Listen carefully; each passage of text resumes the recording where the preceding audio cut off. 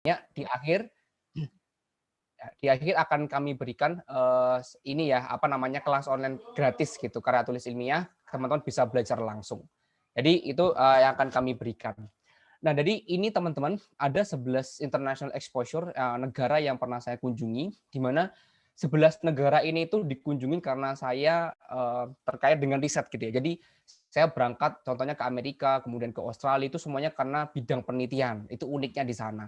Saya ke Amerika Serikat itu 2 tahun yang lalu ya sebelum pandemi di tahun 2019 dan itu juga berhubungan dengan penelitian yaitu dengan penelitian berhubungan Industrial Revolution 4.0. Jadi kayak teknologi digital kayak gitu ya.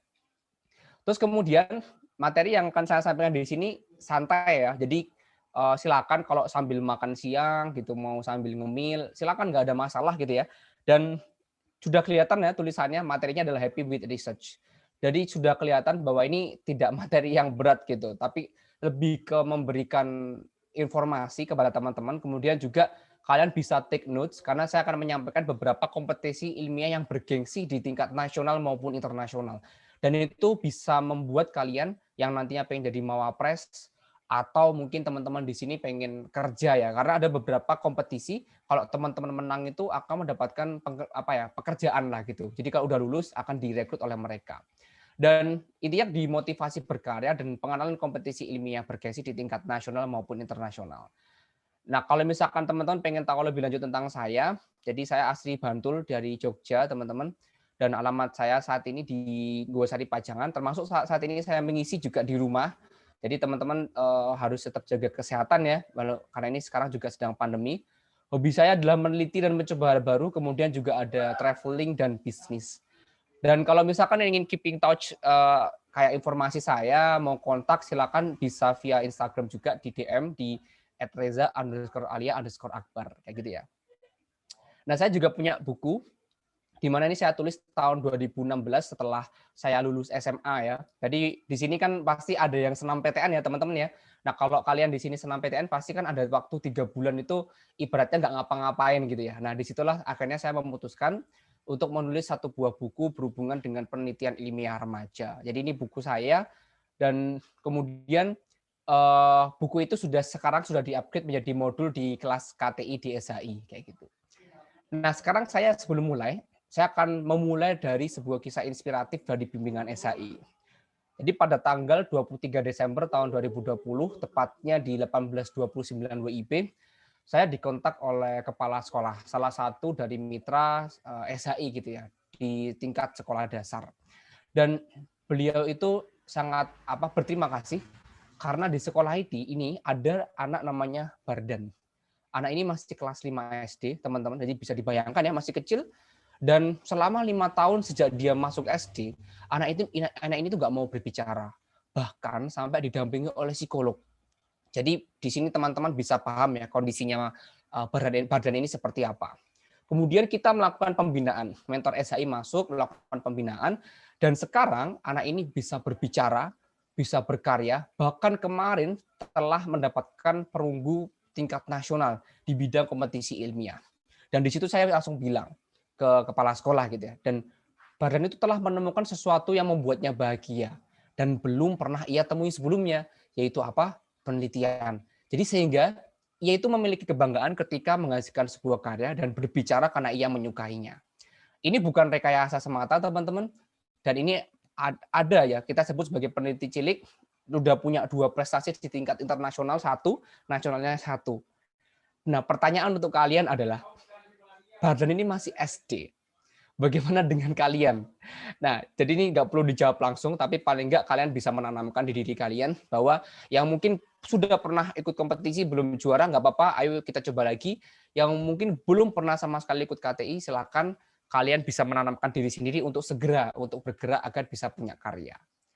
Nah, oke, sudah siap ya untuk yang berapa materi akan saya sampaikan.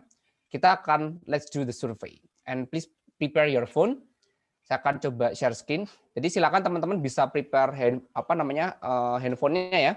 Dan nanti akan saya coba ada 2 pertanyaan aja. Kita akan survei. Silakan kunjungi ke www.menti.com atau kalau teman-teman ke Google juga bisa langsung aja Menti ya. Nah, terus kemudian masukkan kode 2210 7181. Nah, saya kasih kesempatan untuk menjawab pertanyaan yang pertama. Yang pertama ini berhubungan dengan motivasi. Saya pengen tahu nih, jujur dari kalian, dari hati sanubari kalian ya. Motivasi mengikuti webinar hari ini itu apa? Tolong dijawab jujur.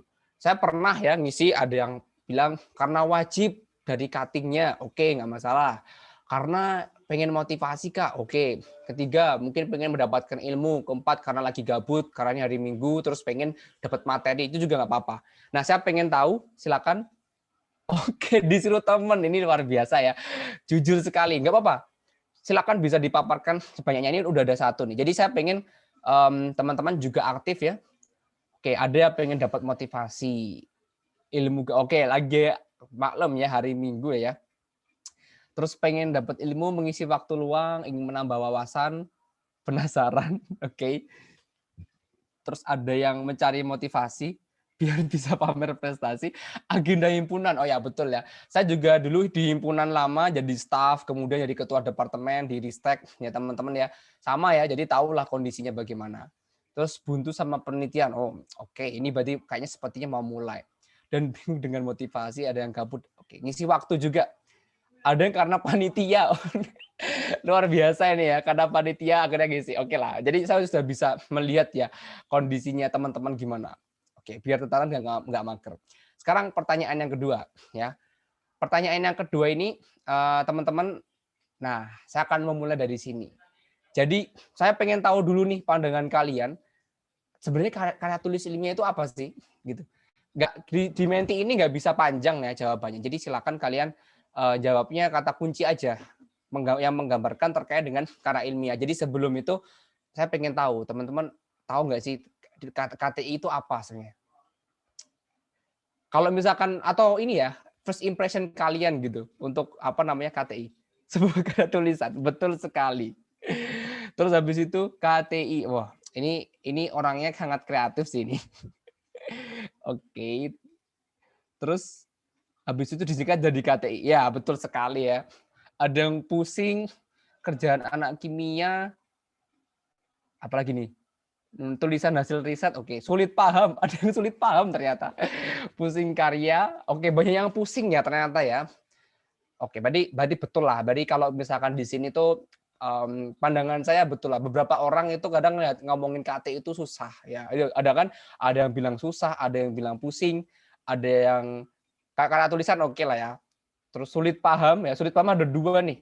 Buah pikiran, ada yang pusing lagi riset dalam tulisan. Oke. Tampaknya ini sudah sangat menggambarkan untuk kondisi teman-teman.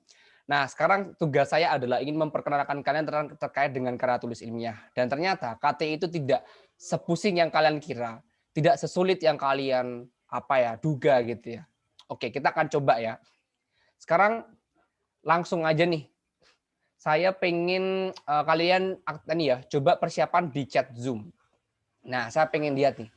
Silakan perhatikan poster yang ada di layar kalian. Menurut kalian, teman-teman, apa yang menarik dari poster ini? Dijawab jujur ya, silakan diketik di kolom chat. Oke, Hafiz ya. Hafiz, wah kamu sudah melihat. Karena ini nih, berarti intinya sama dengan saya ya. Oke, berarti kita setuju ya bahwa kalau teman-teman di sini kita sepakat sama dengan saya. Saya kalau ikut kompetisi, kalau teman-teman tanya apa motivasi utamanya, pertama adalah hadiah, yang kedua adalah jalan-jalan. Nah, kalau manual ini saya nggak yakin nih ya. Bilangnya perkereta apian ini saya nggak yakin. Kalau di poster ini itu menurut saya perkereta apian itu nggak menarik sih. Yang menarik adalah hadiah utamanya ke Beijing itu ya. Bayangkan aja nih, kalian lomba ya bikin inovasi, bikin riset, dan hadiahnya itu adalah ke Beijing ya, betul ya. Nah, ini di sini ya. Siapa yang nggak mau coba kalian cuma nulis bisa ke Beijing? Oke, itu pertama. Terus yang kedua, ada kompetisi think efficiency. Ini teman-teman bisa take notes ya. Ini kompetisi yang tiap tahun ada, dan menurut saya kompetisi ini sangat-sangat bergengsi. Ada namanya think efficiency di tahun 2018. Ini 2021 juga akan buka. Berhubungan dengan energi, ada Astra Green Energy juga. Jadi ini adalah kompetisi yang di bidang energi. Ya. Kemudian hari ini saya akan bercerita dan tagline-nya adalah berkarya untuk mendunia. Saya tidak akan bercerita-cerita orang lain, tapi akan saya ceritakan bagaimana perjalanan saya, dan saya yakin teman-teman juga bisa seperti saya dan bisa melebihi saya nantinya. Dan inilah adalah rangkaian perjalanan dari saya sendiri. Yang pertama, kalau teman-teman tanya, kapan sih saya mulai menulis KTI? Jawabannya adalah ketika saya kelas 5 SD. Jadi ini foto saya, zaman saya adalah pas kelas 5 SD sekolah dasar dan saya masuk dunia penelitian karena saya dipaksa oleh orang tua dan saya dipaksa oleh guru saya.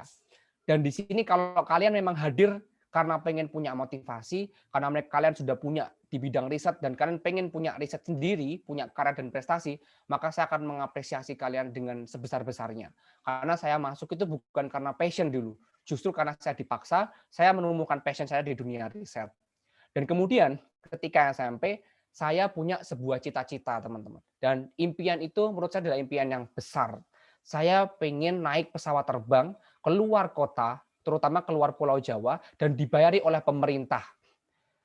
Dulu itu, zaman saya di tahun 2012, naik pesawat itu adalah suatu anugerah yang luar biasa. Dan saya rasa kalian juga mengalami hal yang sama seperti saya gitu ya. Jadi kayak pengen banget lah bisa naik pesawat dan nggak bayar sama sekali gitu kan. Mungkin kalau sekarang kalian lihat tagline-nya AirAsia itu kan everyone can fly ya, karena sekarang pesawat itu tiket pesawatnya itu nggak murah nggak mahal gitu ya. Nah kalau dulu tuh mahal banget teman-teman, makanya nggak semua orang bisa naik pesawat. Dan disitulah karena saya meneliti dan itu adalah alat pertama kali saya buat itu teknologi. Karyanya berhubungan dengan almari pengering pakaian hemat energi dan dari situlah saya mendapatkan medali perunggu dan bisa berangkat menjadi finalis di tingkat nasional di Banjarmasin. Jadi akhirnya cita-cita saya tercapai. Kemudian saya masuk ke SMA dan ketika SMA saya nggak berhenti. Jadi total di SMA saya mendapatkan 17 prestasi dan 2 Nobel Peneliti Muda di tingkat daerah istimewa Yogyakarta ketika itu.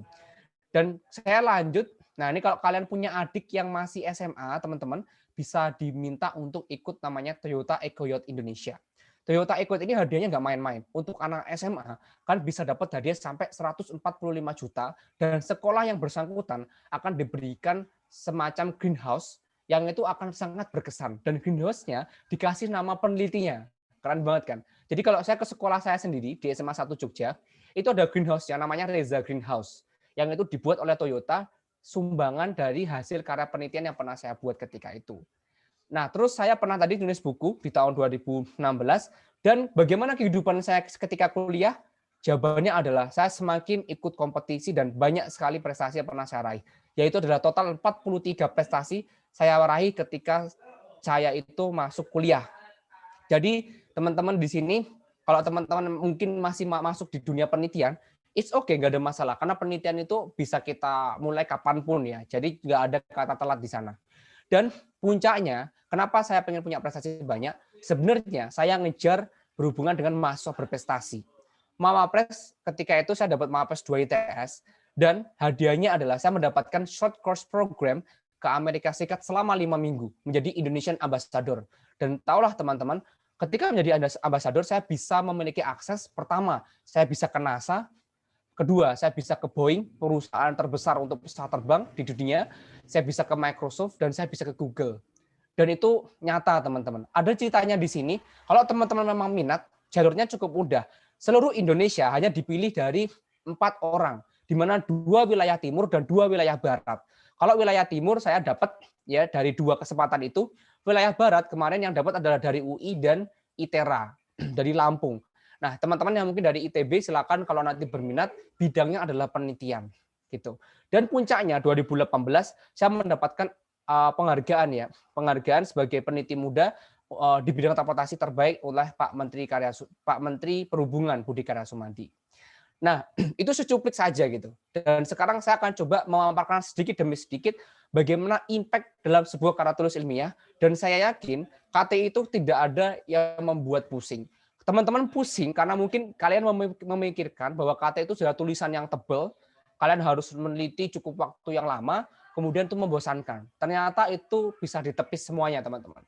Pertama adalah, saya dulu pernah ikut kompetisi teknologi pengairan, ya bidangnya, dan saya hanya menuliskan 5 lembar proposal laporan penelitian. Di situ saya akhirnya lolos dan masuk presentasi. Coba teman-teman lihat, berapakah dewan juri yang ketika itu menjadi juri ketika saya presentasi. Ini saya ya, ini saya presentasi nih. Karyanya berhubungan dengan teknologi untuk penjernihan air menggunakan bahan-bahan kimia dan adsorpsi, sifat adsorpsi ya. Nah, sekarang coba lihat, ada berapa juri? 1, 2, 3, 4, 5, 6. Ada 6 dewan juri. Dan beliau semua itu sudah profesor, sudah doktor, sudah peneliti utama di bidangnya mereka dan lain sebagainya. Dan itu menjadi juri, teman-teman. Nah, kalau kalian berbicara terkait dengan skripsi, sebenarnya skripsi itu tidak lebih sulit dibandingkan dengan kompetisi. Sama, teman-teman. Kita juga melakukan penelitian juga nanti diuji gitu kan. Ini lebih parah. Saya skripsi diuji proposal 3 orang, laporan untuk yang tugas akhir terakhir itu 4 orang. Ini 6 orang nih zaman saya SMA nih ya. Nah, jadi bisa dibayangkan bagaimana posisi ketika riset itu untuk teman-teman nantinya kuliah. Dan alhamdulillah saya sudah dapat juara 1. Dan kemudian dari sinilah saya akhirnya punya motivasi untuk selalu ikut kompetisi. Jadi kalau kalian di sini, ya mungkin merasa ikut kompetisi berkali-kali, tapi kok aduh susah banget ya, terus nggak pernah juara. Jangan pernah berhenti sampai kalian mendapatkan juara. Kenapa? Karena saya yakin kalau sudah pernah dapat juara, kalian akan merasa ketagihan. Coba sendiri teman-teman ya. Setelah itu akhirnya saya punya motivasi lagi, saya ikut namanya kompetisi LKR LIPI. Ini kompetisi yang paling bergengsi di tingkat SMA pelajar ketika itu. Dan kalian bisa melihat bidangnya banyak sekali, ada IPS, ada IPA, teknik dan lain sebagainya. Sama seperti tadi, kita melakukan penelitian, kita membuat laporan, kemudian presentasi, dan ternyata alhamdulillah dapat juara dan mendapatkan pemenang pertama atau medali emas di bidang sosial humaniora. Padahal jurusan saya ketika SMA itu adalah IPA, ya teman-teman ya. Tapi karena saya itu suka explore, di mana di desa saya ada yang unik berhubungan dengan sosial, akhirnya saya memutuskan untuk melakukan penelitian di bidang sosial humaniora. Nah, terus lanjut lagi, saya ikut kompetisi yang ini bisa membuat kita kaya. Tadi yang saya bilang Toyota EcoYacht. Dan Toyota EcoYacht ini kita hanya sayang sama social project ya. Nah, saya social project itu bidangnya, di mana kita hanya menuliskan 3 lembar proposal. Hanya 3 lembar proposal aja. Tapi dengan 3 lembar tadi, kalau teman-teman bagus, kita bisa mendapatkan funding senilai 15 juta rupiah dari Toyota. Nah, ini saya ketika itu di bagian kiri sedang memainkan terkait dengan lini produksi yang dilakukan di Toyota Indonesia. Toyota Indonesia teman-teman tahu ya, adalah salah satu perusahaan yang nggak pernah rugi dan terkenal dengan lean manufacturing-nya. Kemudian saya pulang dan teman-teman harus tahu bahwa karya tulis ilmiah itu ada 2 hal yang menaklukkan. Ya, kayak kalian nembak seseorang terus menaklukkan cinta gitu ya. Sama, KT itu ada 2 hal. Pertama adalah tulisan itu menaklukkan dan bagaimana kita mempresent itu juga menaklukkan. Kalau tulisan kalian bisa menghasilkan sebuah karya, menghasilkan jadi prestasi, itu berarti tulisannya menaklukkan dewan jurinya. Tapi teman-teman, di kompetisi ini salah satunya, kalau kalian bisa presentasi selama 10 menit aja dan mendapatkan best presentation, maka hadiahnya apa? 1 buah laptop. Nah, ketika itu saya presentasi dan ternyata alhamdulillah saya mendapatkan 1 buah laptop tadi. Bayangkan, hanya dengan melakukan presentasi selama 10 menit. Kalau teman-teman bagus, maka apa yang kalian presentasikan, apa yang kalian sampaikan selama 10 menit, itu setara dengan 1 buah laptop. Gimana? Jadi bisa dibayangkan ya, ternyata impact-nya sangat banyak dan itu membuat kalian juga punya kesempatan untuk mendapatkan berbagai penghargaan. Ya, terus kemudian kita pulang. Kita pulang dan teman-teman bisa melihat yang bagian tengah ini adalah Mas Bayu. Mas Bayu ini adalah CEO dari National Geographic Indonesia. Jadi nggak ecek-ecek ya. Beliau adalah juri dan ketika itu saya membuat namanya teknologi penolong petani. Ini alat yang saya buat untuk proses penanaman, penyiraman dan penyebaran pupuk benih biji-bijian dengan sistem yang otomatis. Nah, setelah produknya jadi, kemudian kita kembali itu ke Jakarta presentasi lagi. Dan ketika saya SMA, saya langsung dipanggil dari 3 bulan perjalanan untuk melakukan penelitian itu berbuah hasil mendapatkan 70 juta rupiah. Dan itu sangat luar biasa, teman. Saya di sini nggak ada niatan sombong atau apapun, tapi saya di sini mengatakan bahwa namanya kompetisi ilmiah itu sangat banyak hadiah yang bisa kalian dapatkan. Jadi bisa mengembangkan kalian untuk beasiswa, untuk membiayai kuliah, membiayai riset, macam-macam lah. Kan bisa punya pengembangan yang lebih banyak di sana. Dan ketika saya turun, teman-teman, saya tidak menyangka bahwa saya dipanggil lagi. Jadi sudah dapat 70 juta, saya turun, saya dipanggil lagi dan dapat 75. Jadi totalnya saya mendapatkan 145 juta rupiah untuk satu buah inovasi produk yang berhubungan dengan teknologi penolong petani tadi. Nah, kalian bisa membayangkan ya, ini salah satu contoh ketika saya pelajar. Nah, tadi kan itu pelajar gitu. Bagaimana dengan kompetisi di mahasiswa? Tenang. Pertama, ada namanya kompetisi Green Wave, Environmental Car Competition. Ini kompetisi yang buat teman-teman yang punya concern dan riset di bidang lingkungan. Kompetisi ini sangat luar biasa. Lagi-lagi kalau teman-teman pengen tahu apa motivasi saya ikut, yaitu adalah hadiahnya. Coba dilihat. Hadiah untuk tertiary institution atau kita sebagai mahasiswa itu $10.000 Singapura atau sekitar dengan 110 juta rupiah. Dan nggak main-main. Kalau kalian dapat juara satu, maka kalian akan mendapat kesempatan magang selama 1 tahun, dibiayai full, akan dapat gaji full juga di sana dan apartemen dan lain sebagainya. Kalau 1 tahun kalian bagus, setelah kalian lulus akan dijamin teman-teman akan kerja di sana di Sembcorp Marine Singapura. Ini yang menyelenggarakan adalah perusahaan besar seperti Pertamina tapi di Singapura dan gajinya sudah kepala 2. Artinya teman-teman fresh graduate itu sudah di atas 10 juta untuk per bulannya ya teman-teman. Nah ini bisa terbuka kalau kalian ingin ikut kompetisinya. Intinya semuanya topiknya terkait dengan lingkungan. Nah pas itu ada 13 finalis dan uniknya Indonesia itu ada 5 finalis dari 13 itu. Jadi kita punya kans yang besar di sana dan untuk pas itu alhamdulillah tim saya mendapatkan juara 2 ya. Juara satunya dari UGM, juara 3 dari NTU. Jadi memang kompetisi ini sangat luar biasa, teman-teman bisa sangat terbuka dan kompetisinya memang untuk perusahaan. Jadi memang besar dan punya potensi untuk sampai kalian direkrut untuk kerja kayak gitu. Nah, sekarang kalau kalian yang mungkin cewek-cewek nih ya, yang perempuan kan biasanya nonton ini ya, nonton-nonton drama Korea ya kan ya. Terus habis itu apa pengen banget ke Korea gitu kan jadinya ya. Daripada teman-teman cuma nonton drama Korea, mending ke Korea sekalian. Nah, walaupun sekarang pandemi semoga tahun ini atau tahun depan sudah segera dibuka ya. Ada kompetisi namanya adalah Korea International Youth Olympiad. Kompetisi ini atau KIO ya kepanjangannya di tahun 2018 saya ikut. Ada cerita unik di sini. Teman-teman kalau kalian pengen tahu, kompetisi internasional itu punya kuota. Ya, punya kuota ya. Kompetisi di KIO ini itu punya 40 kuota. Tetapi untuk yang mengajukan karya cuma 24. Kesimpulannya apa? 24 karya tadi itu semuanya lolos tanpa adanya seleksi. Bisa dibayangkan ya, teman-teman ya. Nah, kemudian uniknya lagi, saya mengajukan 3 karya bersama 3 teman saya. Jadi saya cuma pindah-pindah tuh. Yang bagian tengah itu saya jadi ketua. Kemudian yang bagian kiri, yang faktor itu yang hijau, itu saya jadi anggota pertama. Teman saya tadi anggota kedua sama ketua. Yang ketiga, saya jadi anggota kedua. Teman saya jadi ketuanya. Jadi cuma dibolak-balik 3 orang, tapi dibolak-balik aja tuh. Dan ternyata karena tadi ada 40 karya, tetapi kuotanya tadi tidak terpenuhi, cuma 24. Akhirnya 3 karya ini tuh lolos semua di tingkat internasional di Korea. Setelah itu, ini karyanya ada berhubungan dengan pesawat terbang untuk efisiensi, kemudian terkait dengan kereta api. Apa karyanya? Kita simak bersama. Karya ini itu berhubungan dengan masinis gitu ya. Teman-teman harus tahu bahwa masinis itu sebenarnya dia itu sering merasa kantuk. Oke, sebentar ini saya coba setelkan videonya.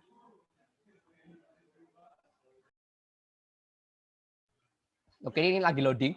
Jadi ceritanya untuk yang masinis ini sebenarnya kalian harus tahu bahwa masinis itu sebenarnya dia punya rasa kantuk, teman-teman.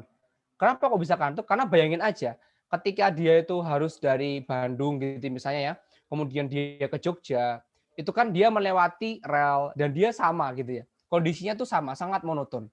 Nah, ketika dia ngantuk, alat kami getar di bagian pundak untuk membangunkan dia. Nah, ketika dia itu sudah bangun tapi tidur lagi, alat kami bilang ke pusat kontrol, kayak ITC gitu ya. Dia harus nelpon, coba deh dicek masinisnya, tidur atau melek nih gitu. Ketika dia tidak mengangkat telepon, maka prosedurnya alat kami akan memberhentikan kereta api secara otomatis. Nah, itulah inovasi yang saya buat namanya Maftek. Dan uniknya lagi, di situ kami dapat 3 medali, teman-teman. 1 perak dan 2 perunggu. Tapi jangan salah, dari prestasi ini saya kalah dengan ada adik masih SMP, dia dapat medali emas. Apa karya yang dia ciptakan? Mungkin teman-teman mikir gampang banget ternyata gitu. Jadi dia itu bercerita ketika presentasi. Dia ceritanya gini, ketika itu dia turun dari mobilnya, kemudian dia membawa satu buah laptop di pundak, di tasnya gitu ya. Ternyata itu hujan deras kondisinya. Akhirnya karena dia tidak bawa payung, otomatis dia lari dari gerbang ke kelasnya. Nah, karena saking derasnya dan dia terpaksa untuk lari, sampai-sampai karena dia lupa menutup tasnya yang berisi laptop tadi, maka bagiannya tas tadi itu masuk airnya sampai kena laptop dan laptopnya itu rusak, teman-teman. Akhirnya sampai beli lagi. Dan dia bilang kalau dia cerita dia nangis, kemudian itu jadi dimarahin orang tua, macam-macam lah gitu. Akhirnya apa yang dia ciptakan? Dia menciptakan namanya tas payung. Jadi tas seperti biasa yang kalian punya, kemudian dikasih seperti bambu yang panjang, dan kemudian dia membuat ada payungnya, dia ikat, dan kemudian dipencet, kemudian payung itu akan terbuka. Lucu banget ya. Jadi sangat simpel sekali, cuman mengintegrasikan antara payung dengan apa namanya tas gitu ya. Dan itu dapat medali emas. Terus kemudian ada dapat yang medali emas lagi itu adalah simpel banget nih. Kalau teman-teman nih ya, misalkan kuliah yang menggunakan whiteboard, biasanya kita perlu mengisi tinta ya, betul ya. Nah, kalau teman-teman mengisi tinta, biasanya kan nanti tangannya tuh bakal hitam ya kan ya, tintanya itu nggak bersih, terlalu cair gitu kan. Nah, karya ini dia buat seperti wadah kaleng kerupuk gitu. Kemudian dia itu ada kayak apa ya, kayak dispenser. Jadi dispenser buat nuangin tinta. Snowman-nya tadi itu dimasukkan gitu ya, dimasukkan, kemudian dikasih tengah, kemudian dibuka untuk kerannya itu. Dan itu sudah akan masuk tintanya dan bisa digunakan tanpa harus kena ininya tintanya. Itu dapat medali emas. Karena apa? Dia simpel tapi praktikalnya tinggi dan sangat dibutuhkan di Indonesia. Terus kemudian uniknya lagi teman-teman, ini adalah tanggal 12 ya. 12 November, saya masih ingat betul nih, karena ini momen yang menurut saya sangat menarik ya. 12 November, saya itu berangkat dari Korea. Saya pulang. Tapi setelah sampai Jakarta, itu tanggal 14 dini hari, kami tidak pulang ke Surabaya, ke ITS ya. Tapi justru di situ saya dan teman-teman tim itu ikut kompetisi lagi. Jadi kami jadi finalis di kompetisi lainnya di Jakarta yang tadi Think Efficiency.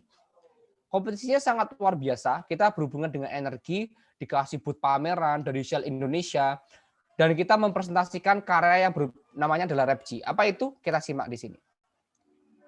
Nah, dengan pelita kita belajar mata pedih. Terus presiden kita bilang bahwa tahun depan di tanah Papua itu harus terang benderang gitu. Jadi elektrifikasinya 100%. Kita membuat sebuah panel surya, dan saya rasa ini teman-teman kimia harusnya paham. Dan uniknya teman-teman lihat, ini teman-teman kita tadi yang rekan saya ketika di Korea tadi, kita ikut kompetisi lagi. Ini sel Ondri namanya. Terinspirasi dengan nama mitokondria.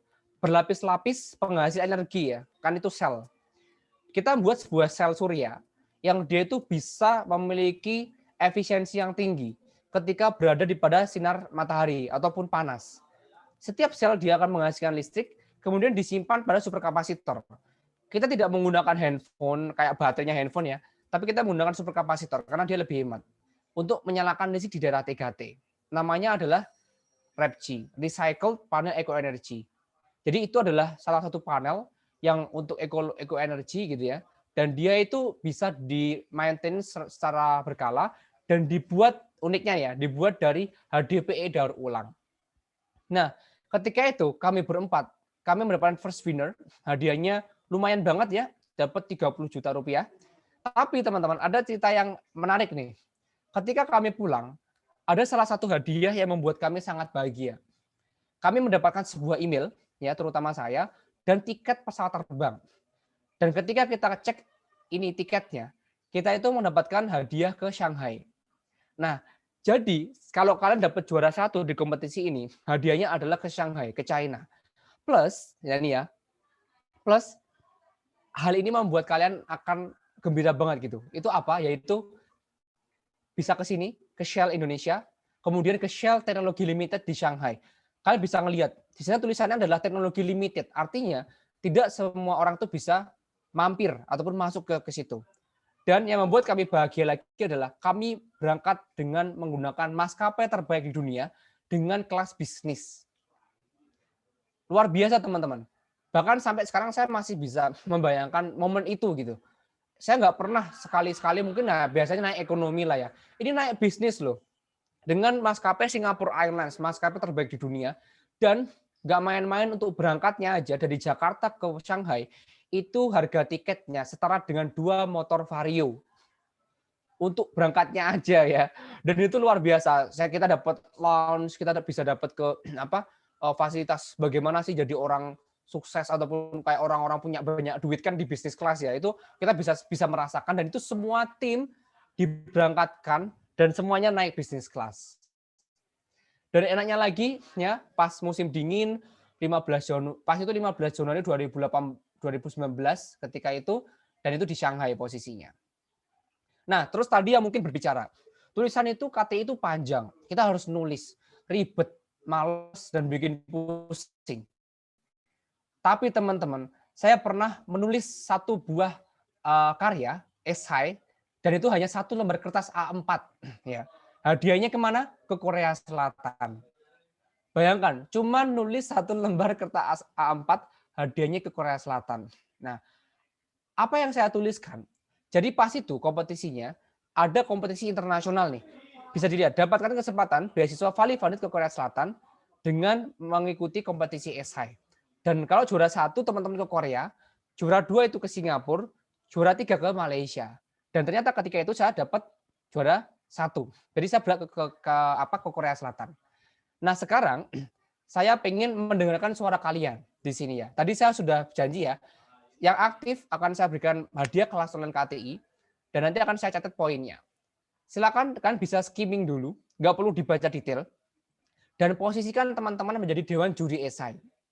Loh Kak, saya kan nggak pernah tahu esai itu apa. Nggak masalah.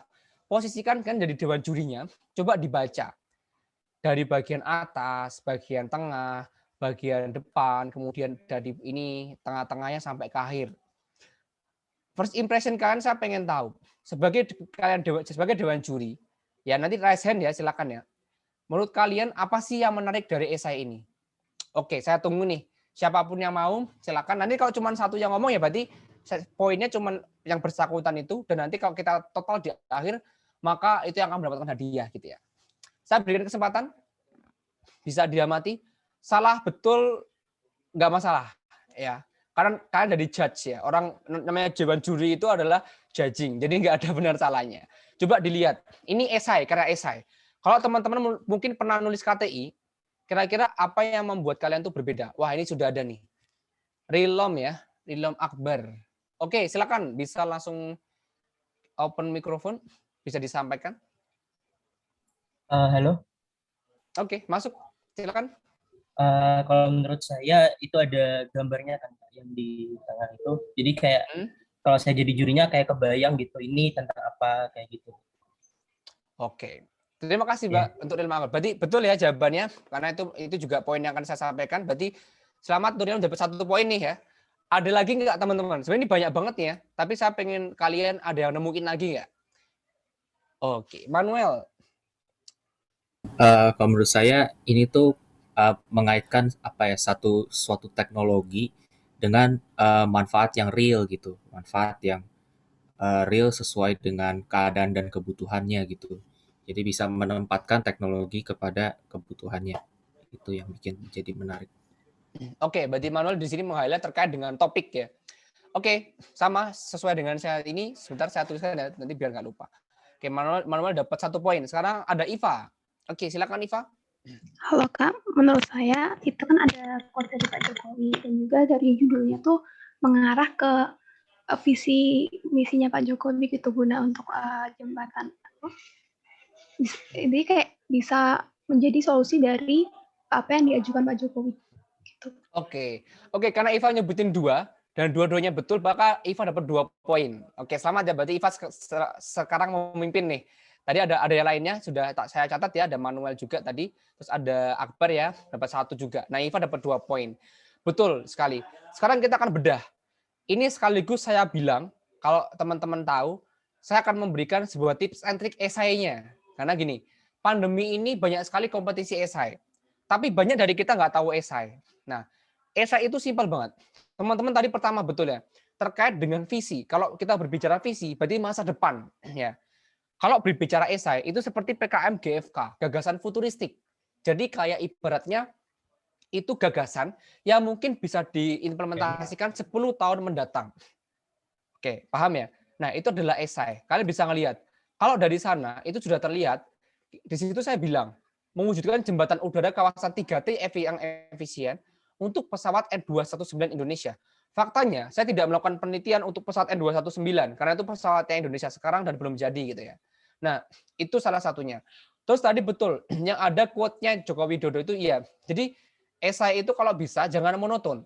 Kasihlah sebuah quote, atau mungkin kayak isi pidatonya penting dari Joko Widodo gitu. Dan di situ saya tidak hanya apa ya istilahnya cuma menuliskan aja, tapi itu saya highlight. Coba teman-teman bisa dibaca di sini ya. Bagian depan. Oke, saya highlight nih. Coba di situ. Kelebihan tidak selalu membuat kita menjadi semakin kuat, tetapi terkadang menjadi titik terlemah dalam diri kita. Seperti Indonesia, pulaunya banyak, orangnya banyak, tapi jadi lemah diri sendiri. Kayak contoh kita kasus COVID jadi besar, jadi banyak ya, karena kita orangnya juga banyak teman-teman gitu. Nah itu melemahkan diri sendiri. Saya mau menggunakan perumpamaan itu. Terus yang tadi di highlightnya adalah kalau teman-teman buat esai, please bisa dilihat tulisannya itu harus menyenangkan dibaca. Jadi jangan terlalu formal. Kalau kalian misal lihat skripsi atau makalah, laporan penelitian, tugas akademik, saya rasa tidak ada yang bahasanya tuh kayak tadi itu seselo itu gitu, kayak kelebihan tidak selalu membuat kita semakin kuat itu kan kayak pengandaian, ada majas. Itu hanya bisa ada di esai. Terus terakhir tadi betul ya, ada gambarnya. Jadi kalau di esai itu teman-teman sebisa mungkin kalian itu kepencet.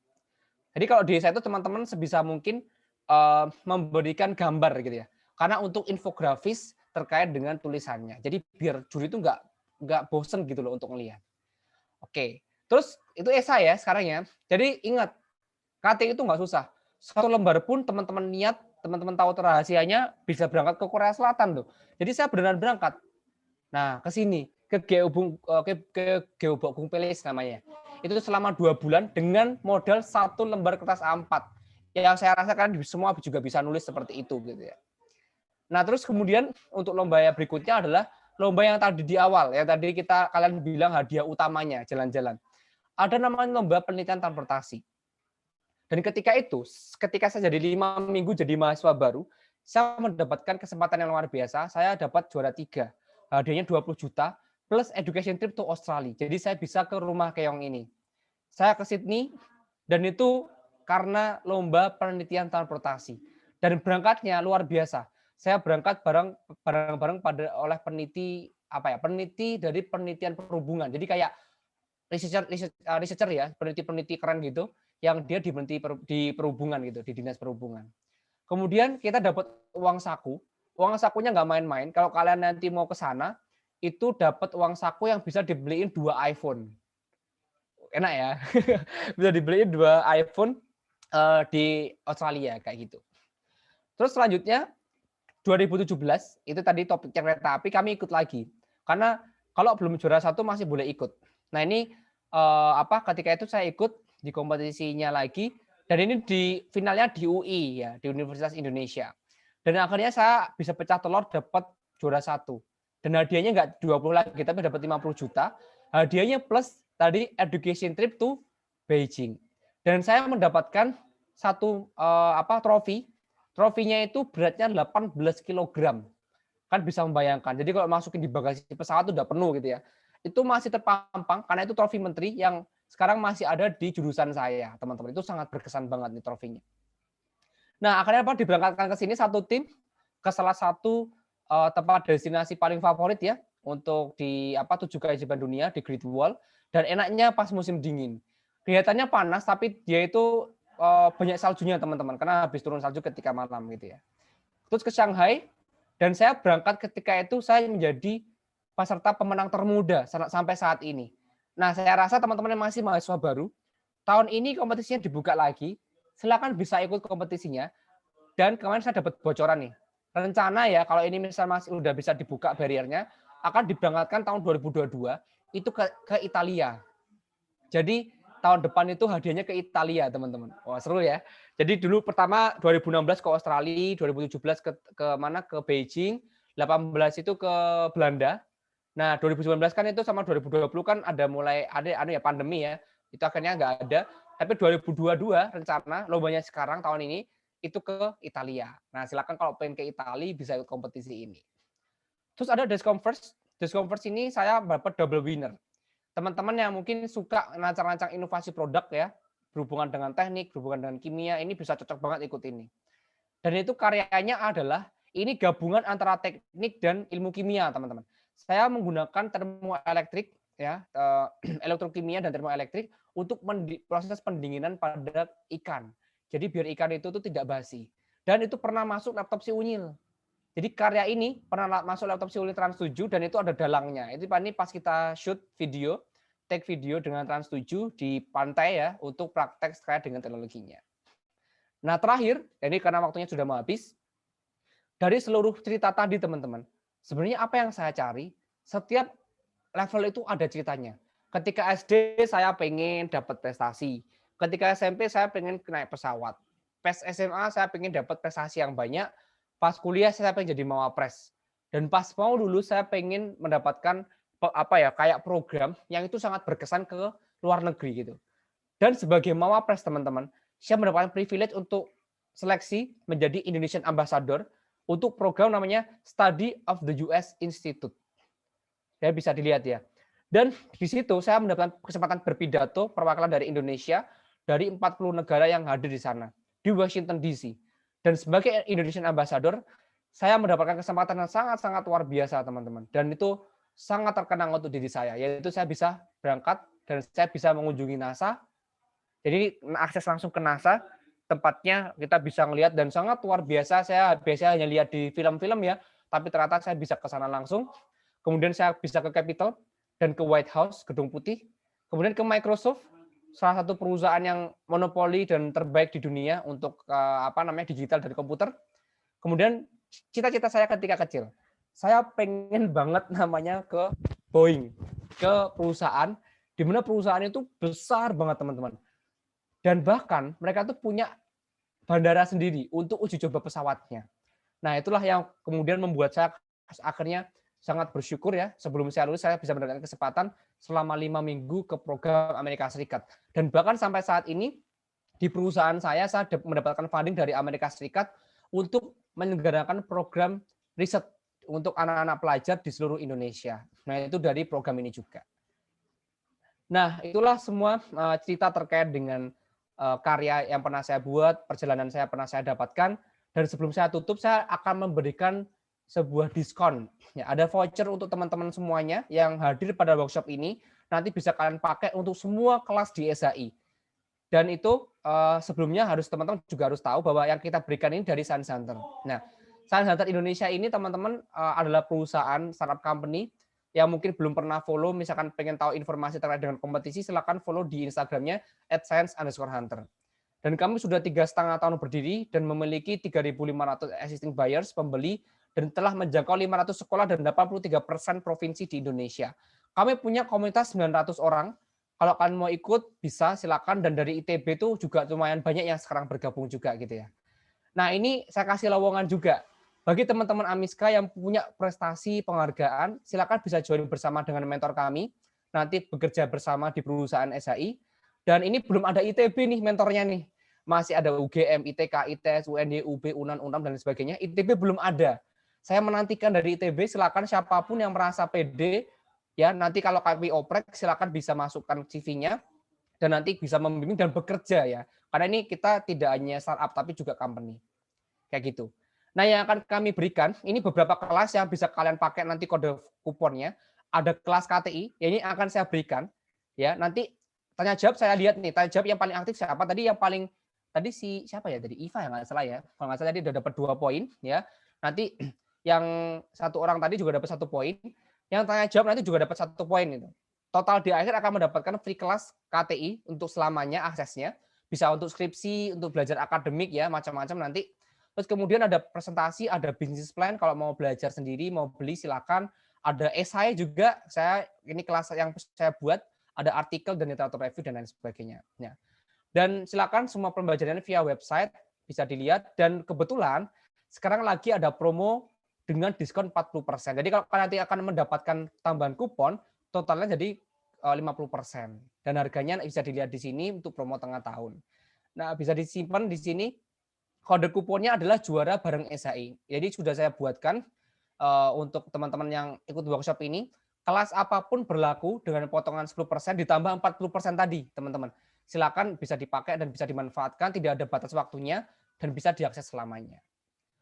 Sebelum saya tutup, intinya semuanya di sini saya sekarang lebih fokus untuk menciptakan dan mencetak berbagai karya, dan saya aktif sebagai mentor juga sekarang untuk menghasilkan berbagai karya. Ini adalah wajah-wajah adik-adik kita SMP dan SMA, bahkan juga ada anak SD ya. Saya harapkan teman-teman yang sudah mahasiswa bisa juga berkarya mulai dari sekarang, terutama yang mungkin mahasiswa baru ataupun angkatan 2019, 2018 untuk berkarya. Dan saya tutup dengan sebuah pesan gitu ya. Jadi pesannya adalah keberhasilan mencetak seseorang untuk berkarya dan berprestasi ternyata jauh lebih bermakna serta membanggakan melebihi kebanggaan dari prestasi diri sendiri. Itu yang saya rasakan.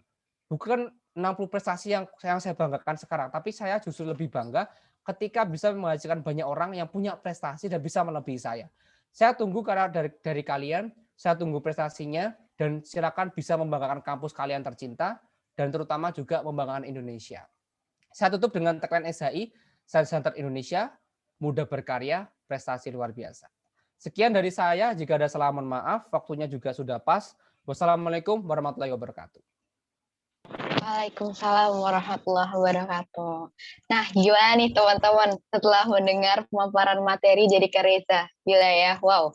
Semakin tercerahkan dan termotivasi pastinya kan untuk bisa mengikuti lomba-lomba riset yang sebenarnya kata itu nggak sesusah yang teman-teman sebelumnya bayangkan gitu. Kayak tadi contohnya udah ada dengan menulis satu lembar karya ilmiah gitu ya di esai bisa jalan-jalan ke Korea. Wah, pasti kita pingin lah ya jalan-jalan gratis ke luar negeri lagi. Wow. Oke, kurang lebih sekian ya dari Kak Reza buat pemaparan materinya. Semoga teman-teman mendapatkan insight ya. Nah, untuk kita beranjak ke sesi yang kedua, sebelumnya kita bakal ada game seru yang menarik pastinya. Untuk menambah semangat lagi buat teman-teman biar tetap stay fokus sampai acara Amistra Class ini berakhir. Nah, untuk sesi gamesnya bakal dipimpin oleh MC kece kita. Kepada Iva, waktu dan tempat dipersilahkan. Oke, makasih Wanda. Masuk gak suara aku ya? Masuk.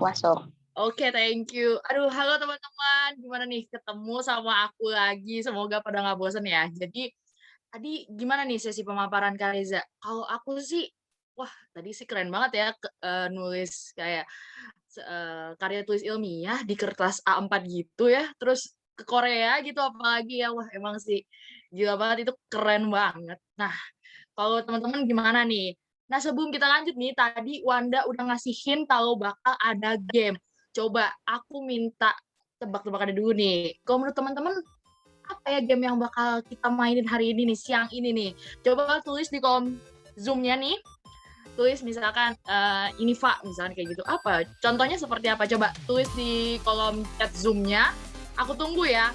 Oke. Katanya tebak gambar, terus ada Hunger Games. Oke, ada lagi cari jodoh. Wah, makasih. Kayaknya aku juga mau kalau nyari jodoh.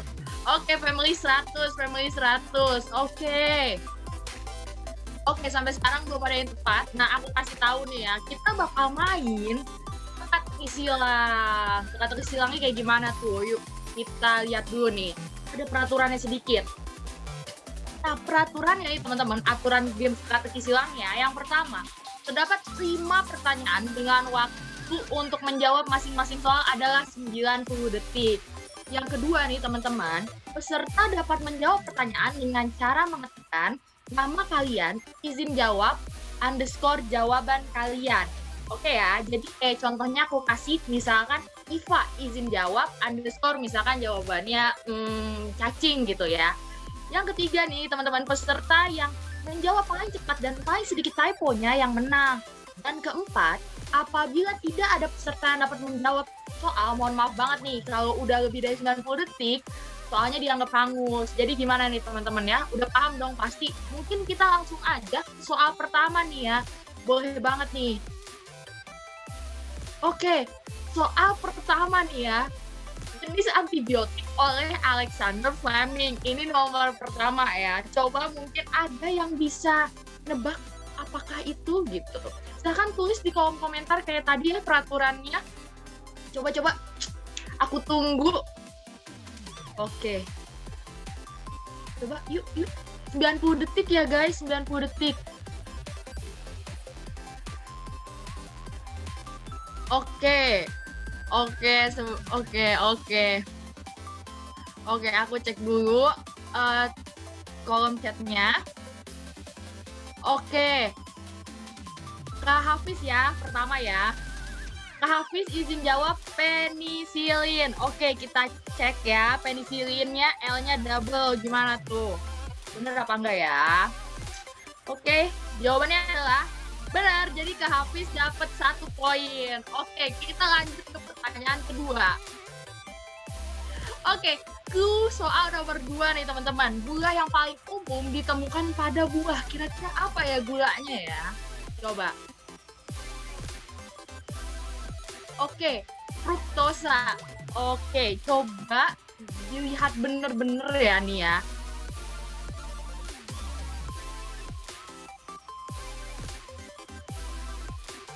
Oke, Kak Hafiz izin jawab fruktosa.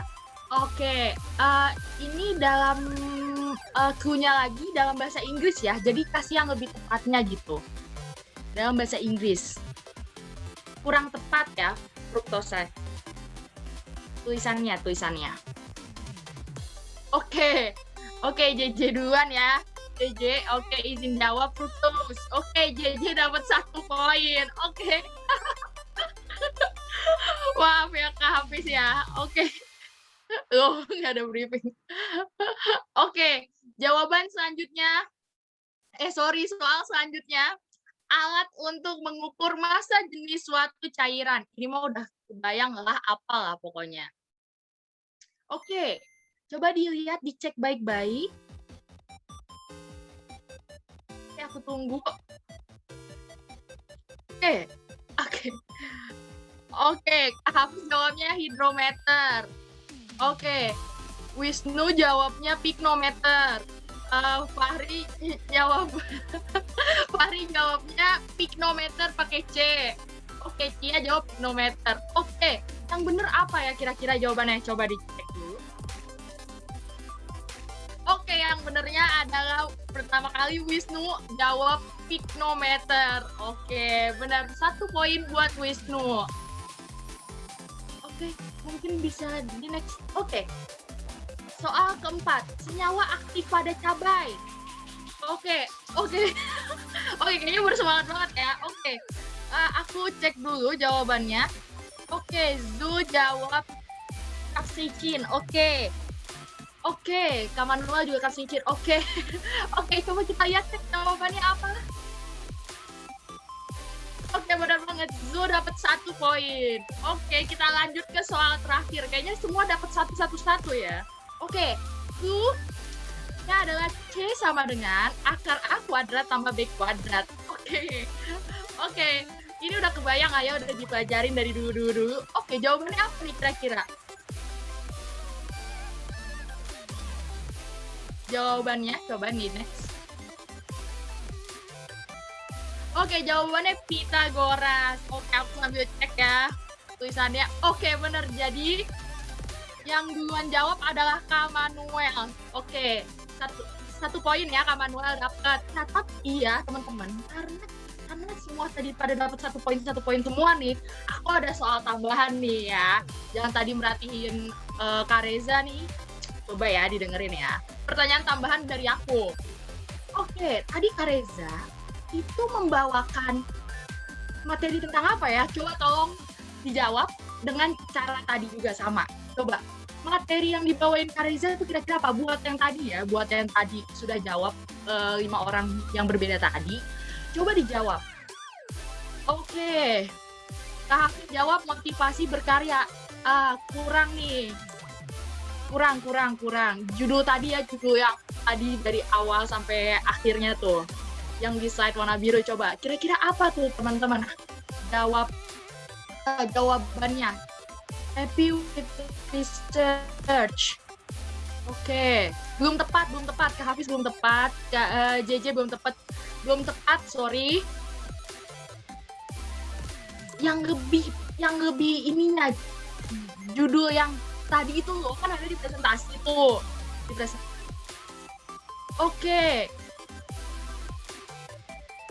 Oke, Wisnu jawab, membangun motivasi diri dalam melakukan riset dan lomba. Iya, benar banget. Jadi, yang di bawah tadi materinya adalah membangun motivasi diri dalam melakukan riset dan lomba. Oke, jadi Wisnu dapat 2 poin ya. Jadi Wisnu nanti bisa menghubungi staf Freelom. Karena Wisnu yang menang, kita tepuk tangan dong. Oke, Wisnu selamat ya, congratulations. Wisnu udah bener. Nah, jadi nanti Wisnu bisa menghubungin staf Freelom yang ada di partisipan Zoom-nya. Siapapun bebas ya, Wisnu. Thank you yang udah ikutan untuk games-games seru tadi ya. Oke, nah jadi ya teman-teman, tadi sesi gamesnya udah seru banget. Thank you banget nih udah bersemangat ya tadi kan dengan materi dari Kak Reza tadi, pasti bersemangat banget lah. Nah, selain kita juga senang ya, tadi kita juga sambil nge-refresh nih, tadi Kak Reza tuh ngasih informasi apa aja sih, motivasi apa aja. Nah, karena gamesnya sudah selesai nih teman-teman, aku bakal balikin lagi ke teman aku nih, moderator yang kece banget, Wanda, untuk melanjutkan sesi pembicara keduanya. Waktu dan tempat aku persilakan untuk Wanda. Oke, thanks Iva yang udah memimpin sesi games tadi. Gimana nih teman-teman? Udah makin semangat lagi kan pastinya? Udah fresh lagi. Tadi udah ada pemenang gamesnya. Selamat buat Wisnu. Keren banget sih. Udah cepet banget ya tadi main games teka-teki silangnya. Oke, seperti yang udah dibilang sebelumnya, karena tadi kita udah menyelesaikan satu sesi bareng Kak Reza dengan materi yang luar biasa gitu. Masih ada nih satu materi lagi yang akan dibawakan oleh Ibu Anita Ali PhD dengan topiknya dukungan program studi kimia ITB untuk anggota HMK AMISKA ITB dalam melakukan riset dan lomba. Ya udah, nggak usah berlama-lama lagi ya. Sebelumnya izinkan saya untuk membacakan CV singkat yang dimiliki oleh Ibu Ali selaku Kepala Program Studi Kimia ITB dan dosen Kimia ITB. Oke, biar kita lebih tahu lagi gitu terkait Ibu Ali. Pastinya teman-teman di sini sebenarnya udah nggak asing dengan Ibu Ali ini kan. Nah, sedikit saya bacakan CV singkat beliau. Yang pertama dari riwayat pendidikannya. Jadi Ibu Ali ini menempuh studi S1-nya di National University of Singapore dengan bidang ilmu Applied Chemistry. Selain itu, untuk studi S2 dan S3-nya, beliau juga menempuh pendidikan di universitas yang sama, yaitu di Nanyang Technology University dengan bidang ilmunya juga sama, yaitu Organic Chemistry. Nah, selain riwayat pendidikan, Ibu Ali juga melakukan publikasi artikel ilmiah dalam bentuk jurnal di kurun waktu 5 tahun terakhir. Itu beragam banget ya teman-teman. Ini salah satunya aku bacain ya. Yaitu yang pertama ada Revealing the Real Size of Porphyrin Molecule with Quantum Confinement Probing via Temperature Dependent Photoluminescence Spectroscopy dalam Jurnal Fisika Chemistry tahun 2020. Nah, untuk yang lainnya bisa teman-teman baca gitu ya di layar. Banyak banget nih publikasi artikel ilmiah yang dilakukan oleh Ibu Alni. Next, apalagi nih selain jurnal ilmiah, ada juga pemakalah seminar ilmiah atau oral presentation dalam kurun waktu 5 tahun terakhir. Yang pertama nih, salah satunya Indium 3 Chloride Catalyst Mukayama Michael Edition Synthesis of 26 Anti-Tetrahydropiran dalam Indonesian Student Conference in Science and Mathematics di ITB pada tahun 2013 di tempatnya bulan Oktober. Nah, pemakalnya juga nggak cuma satu nih ya teman-teman. Selain dengan pemakalah dan juga jurnal ilmiah, Ibu Alni juga memperoleh banyak sekali penghargaan dalam 10 tahun terakhir, mulai dari pemerintahan, asosiasi, atau juga di institusi. Ini ya. Salah satunya yaitu yang pertama ada research grant dari Osaka Games Foundation Jepang pada tahun 2017. Wah, keren banget ya. Itu sederet CV singkat yang dimiliki oleh Ibu Alni. Sebelum kita memulai sesi pemaparan materi yang bakal disampaikan oleh Ibu Alni dengan judul dukungan program studi kimia ITB untuk anggota HMK MISKA ITB dalam riset dan lomba.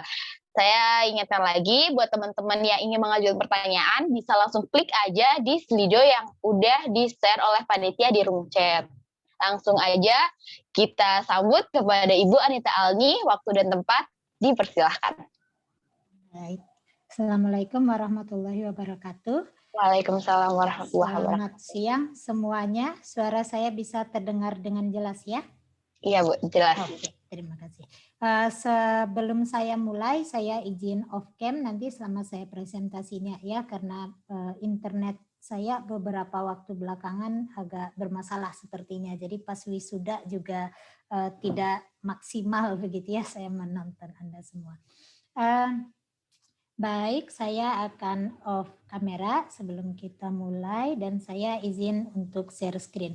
Kalau misalnya nanti di tengah-tengah ada kendala begitu ya, kontaknya sudah tahu ya, Anda kan juga sudah punya slide saya ya, nanti tolong di-sharekan. Oke, sekarang saya akan share dulu, apakah sudah terlihat? Sudah terlihat Ibu. Oke, baik. Oke, baik. Terima kasih.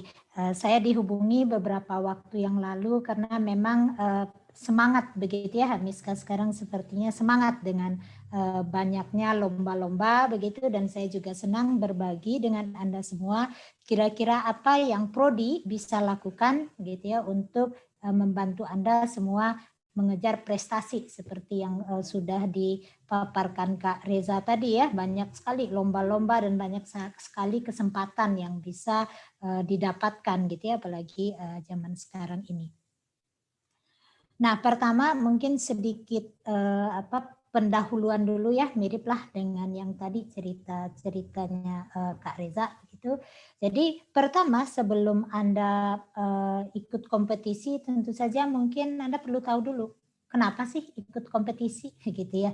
Jadi ada yang ikut kompetisi itu untuk menyalurkan bakat dan minatnya. Wah, ini yang paling ideal ya, bagus sekali. Mengerjakan segala sesuatu yang kita minati dengan senang hati, itu hasilnya pasti akan maksimal ya. Kalau juara atau bukan itu hal yang lain lagi, terserah juri, tetapi itu akan sangat menyenangkan kalau Anda bisa mengikuti kompetisi yang sesuai dengan minat Anda. Yang kedua ya tadi ya, memburu hadiah.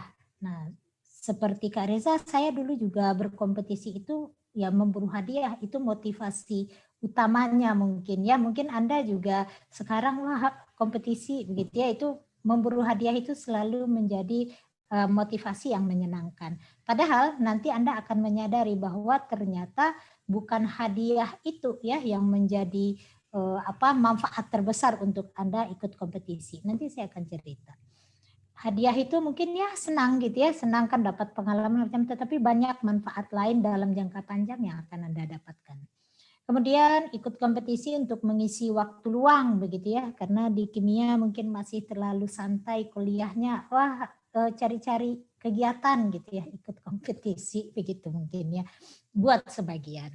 Kemudian mencari teman, ada ya, jadi kompetisi ini terutama kompetisi yang dalam tim, bikin satu tim begitu ya, itu sangat efektif. Biasanya Anda jadi punya teman yang satu minat, satu visi begitu ya, dan untuk mahasiswa ya dengan usia Anda itu sangat menyenangkan gitu ya, memiliki teman orang-orang yang bisa bertukar pikiran, merealisasikan ide-ide bersama, sehingga menurut saya itu motivasi yang ikut kompetisi yang bagus juga begitu.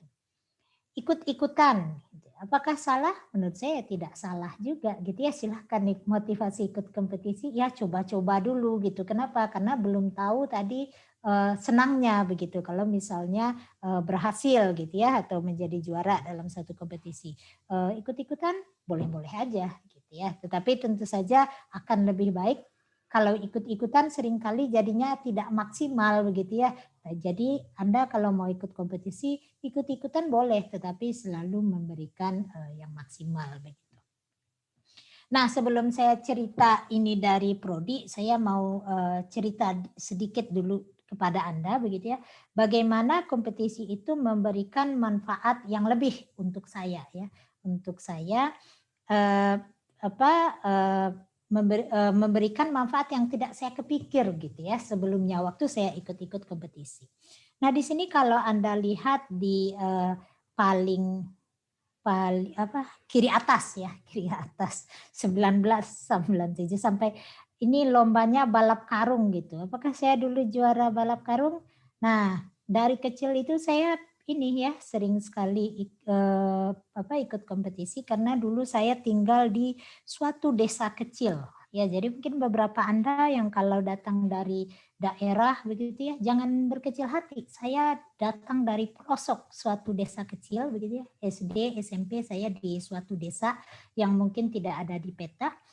Nah, waktu saya SD itu karena di desa dan teman-teman ya saya kelas SD itu cuma 6 orang. Anda pernah nggak satu kelas hanya 6 orang? Saya hanya 6 orang sekelas waktu SD. Nah, kelas 6 ya sebenarnya ada teman-teman kelas apa, ada yang pindah, ada bahkan nggak mau sekolah di SD. Nah, itu lingkungan saya begitu ya. Jadi bukan lingkungan yang sangat stimulatif, mendidik ya enggak. Gitu. Teman-teman saya cita-citanya banyak yang jadi kondektur bus. Wah, itu sudah cita-cita yang besar gitu buat teman-teman di kampung saya. Ya, saya tidak mungkin tidak kebayang oleh Anda. Nah, dari waktu kecil itu dengan di desa kecil ini tetapi sangat bersemangat. Jadi masa kecil saya sangat gembira. Di desa saya selalu ada lomba 17 Agustus, lomba Ramadan, wah tentu saja penuh lomba-lomba. Nah, karena orangnya sedikit dan lingkungan masyarakat yang demikian, saya mungkin salah satu anak yang bukan dibilang mungkin salah tempat gitu ya. Jadi kalau yang lain-lain senang main apa gitu ya, berantem ya, saya bosan gitu. Jadi saya senangnya saya butuh penyaluran. Jadi wah kalau ada lomba-lomba saya ikut. Jadi kenapa gambarnya lomba balap karung untuk memberikan ilustrasi pada Anda bahwa dari kecil SD lah ya gitu ya. Saya kayaknya pernah ikut hampir semua lomba gitu ya. Hampir semua lomba.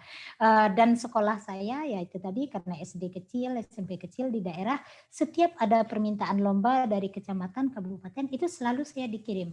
Tidak peduli lombanya apa. Jadi saya pernah lomba bulu tangkis, pernah lomba baca puisi, pernah lomba MTQ ya, musabakat tilawatul Quran, pernah semuanya pernah, apa aja gitu. Apa itu manfaatnya? Nah, mungkin tidak ada manfaatnya tidak seperti sekarang ya. Kalau sekarang kan begitu banyak cash prize ya yang seperti disampaikan Kak Reza tadi, banyak sekali bahkan hadiahnya laptop, uang dan segala macam. Zaman dulu tidak begitu. Nah, apa manfaatnya? Saya rasa, nah dalam jangka panjang saya rasakan itu manfaatnya adalah membentuk semangat kompetisi dalam diri saya sepertinya begitu. Jadi apakah serangkaian lomba itu ya ada hadiahnya enggak? Ya hadiahnya mungkin enggak banyak. Hadiahnya saya cukup gembira kalau lomba ke kecamatan atau ke kabupaten itu pasti diajakin makan siang. Wah itu rewards yang luar biasa gitu ya, jarang-jarang makan di luar. Jadi seperti itu sampai itu. Tapi apakah itu tidak prestise? Menurut saya itu yang sangat berperan gitu ya, yang membentuk diri kita. Oh, jadi semangat. Jadi ada kegiatan apapun saya memiliki mindset yang berbeda begitu. Nah, mungkin salah satu life changing dalam hidup saya itu adalah ketika tahun 97. Makanya ini tahun 97 begitu ya batasnya. Pada tahun 1997 itu dulu ada lomba. Jadi kalau zaman dulu itu tidak seperti sekarang ya membanjir karena informasi juga maju, teknologi sudah maju. Dulu sedikit sekali lomba-lomba itu umumnya hanya lewat sekolah begitu. Nah, salah satu lomba yang rutin diadakan oleh negara oleh Kementerian Pendidikan itu adalah lomba siswa teladan tingkat nasional. Nah, lomba ini diadakan mulai dari tahun 1976 dan terakhir di 1998 ya, karena programnya Presiden Soeharto mungkin perpolitikan. Setelah itu 98 kan Anda belum lahir ya. 98 itu ada apalah chaos lah gitu ya. Setelah itu program ini dihentikan sama sekali. Padahal dulu ini program yang ya buat saya itu sangat life changing. Jadi seleksinya dari apa? Seleksinya dari kecamatan, kabupaten, provinsi, nasional gitu ya. Jadi saya dulu mewakili provinsi untuk sampai ke tingkat nasional waktu itu pada tahun 1997. Nah, pada ini kita beberapa minggu di Jakarta ikut pidato kepresidenan. Saya masuk ke gedung MPR mendengarkan pertanggungjawaban presiden, ya apalah gitu ya, yang semua upacara-upacara kenegaraan itu dulu kita ikuti itu sebagai timnya siswa teladan. Nah, itu membuka mata saya. Jadi dari Anda bayangkan tadi ya, dari kampung kecil saya ke Jakarta masuk Istana Negara, ya pasti saya jelas-jelas orang kampung masuk kota ya. Luar biasa, tetapi itu lalu membuka mata saya, wah saya mau tuh kayak begini gitu ya. Begitu saya pulang kampung, mungkin setelah itu saya menjadi sedikit berbeda gitu melihat dunia, karena melihat macam-macam di Jakarta. Nah, komunitas ini sampai sekarang cukup solid ya, alumni siswa teladan. Jadi ini banyak sekali profesor-profesor di ITB itu alumni ini gitu ya, yang senior-senior. Karena Anda bayangin mereka SMP SMA-nya tahun 70-an ya, Anda bayangin ya umurnya sekarang berapa. Jadi ini life changing. Sehingga karena satu prestasi mendorong saya ke prestasi berikutnya begitu. Setelah ini ya saya masuk SMA yang cukup bagus, pindah gitu ya ke kota besar karena nggak mungkin SMA di kampung saya udah milenial, saya pindah. Pas SMA makin ini ya, karena jiwa kompetisinya sudah ada tadi dari lomba balap karung. Pas SMA itu semangat sekali, saya sama juga ya meskipun ini, tapi waktu SMA ya ikut segala lomba, terutama Mafiki ya, waktu itu sudah terjurus, saya memang sukanya ke sains. Jadi kalau lomba debat, lomba yang sosial-sosial itu saya tidak bisa. Jadi ya ini ikut lomba kimia, ICO waktu itu meskipun bukan tim 4 besarnya, tapi ke Jakarta juga gitu ya, pelatihan-pelatihan lagi dan sebagainya. Nah, gara-gara ikut ICO, zaman dulu kan saya 2001 SMA-nya, zaman dulu ikut Olimpiade itu menjadi tuh NUS, NTU ya, yang sekarang ini dulu mereka sangat membidik gitu. Ada anak-anak Indonesia Olimpiade ya seperti golden ticket buat masuk NUS. Jadi dengan berbekal ini saya masuk ke NUS begitu. Jadi buat saya lomba-lomba itu bukan hanya cash prize-nya. Dulu tentu saja pas siswa teladan itu sama ya, pertama kali itu saya naik pesawat ke Jakarta dan itu rasanya udah hadiah terbesar. Pas ICO juga naik pesawat lagi begitu ya. Tetapi ternyata bukan itu. Setelah saya lihat ya bagaimana itu menjadi CV kita ya, dari satu kegiatan mendorong kita ke yang lain. Nah, lalu NUS dulu ya berkompetisi juga ya untuk mendapatkan beasiswa. Saya harus menulis esai dan segala macam, dapat beasiswa, dan ini sangat melegakan begitu ya. Ini mungkin cash prize yang paling besar pertama begitu, karena jadinya sekolahnya gratis sama sekali, bahkan dapat uang. Nah, selama saya S1 itu saya sangat ini ya, karena sistem perkuliahan yang sangat berbeda, sangat padat dan segala macam, kegiatan saya banyak sekali. Ikut mentorship ya, semua kegiatan diikuti gitu ya. Jadi semua kegiatan, semua ini rasanya tidak cukup waktunya. Jadi masa S1 saya sama seperti Anda sekarang, rasanya masa yang sangat sibuk sekali. Tinggalnya juga di asrama di kampus ya. Selalu ada kegiatan entah apa yang saya tidak ingat sekarang. Setelah itu saya sempat bekerja dan melanjutkan S3. Nah, kalau sudah melanjutkan itu mungkin kalau kita berbicara prestasi itu di dalam konteks yang agak berbeda begitu ya. Meskipun motivasinya tetap sama. Misalnya ketika S3 itu yang penting mungkin kita merepresentasikan hasil riset misalnya ya. Jadi dulu kompetisinya itu kompetisi untuk gimana dapatin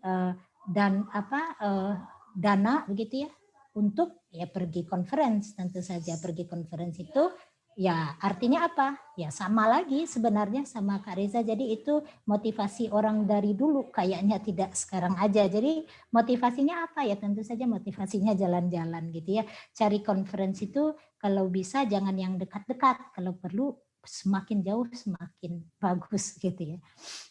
Jadi setelah S3, nah ini selanjutnya semuanya ini terjadi ketika saya S3 ya.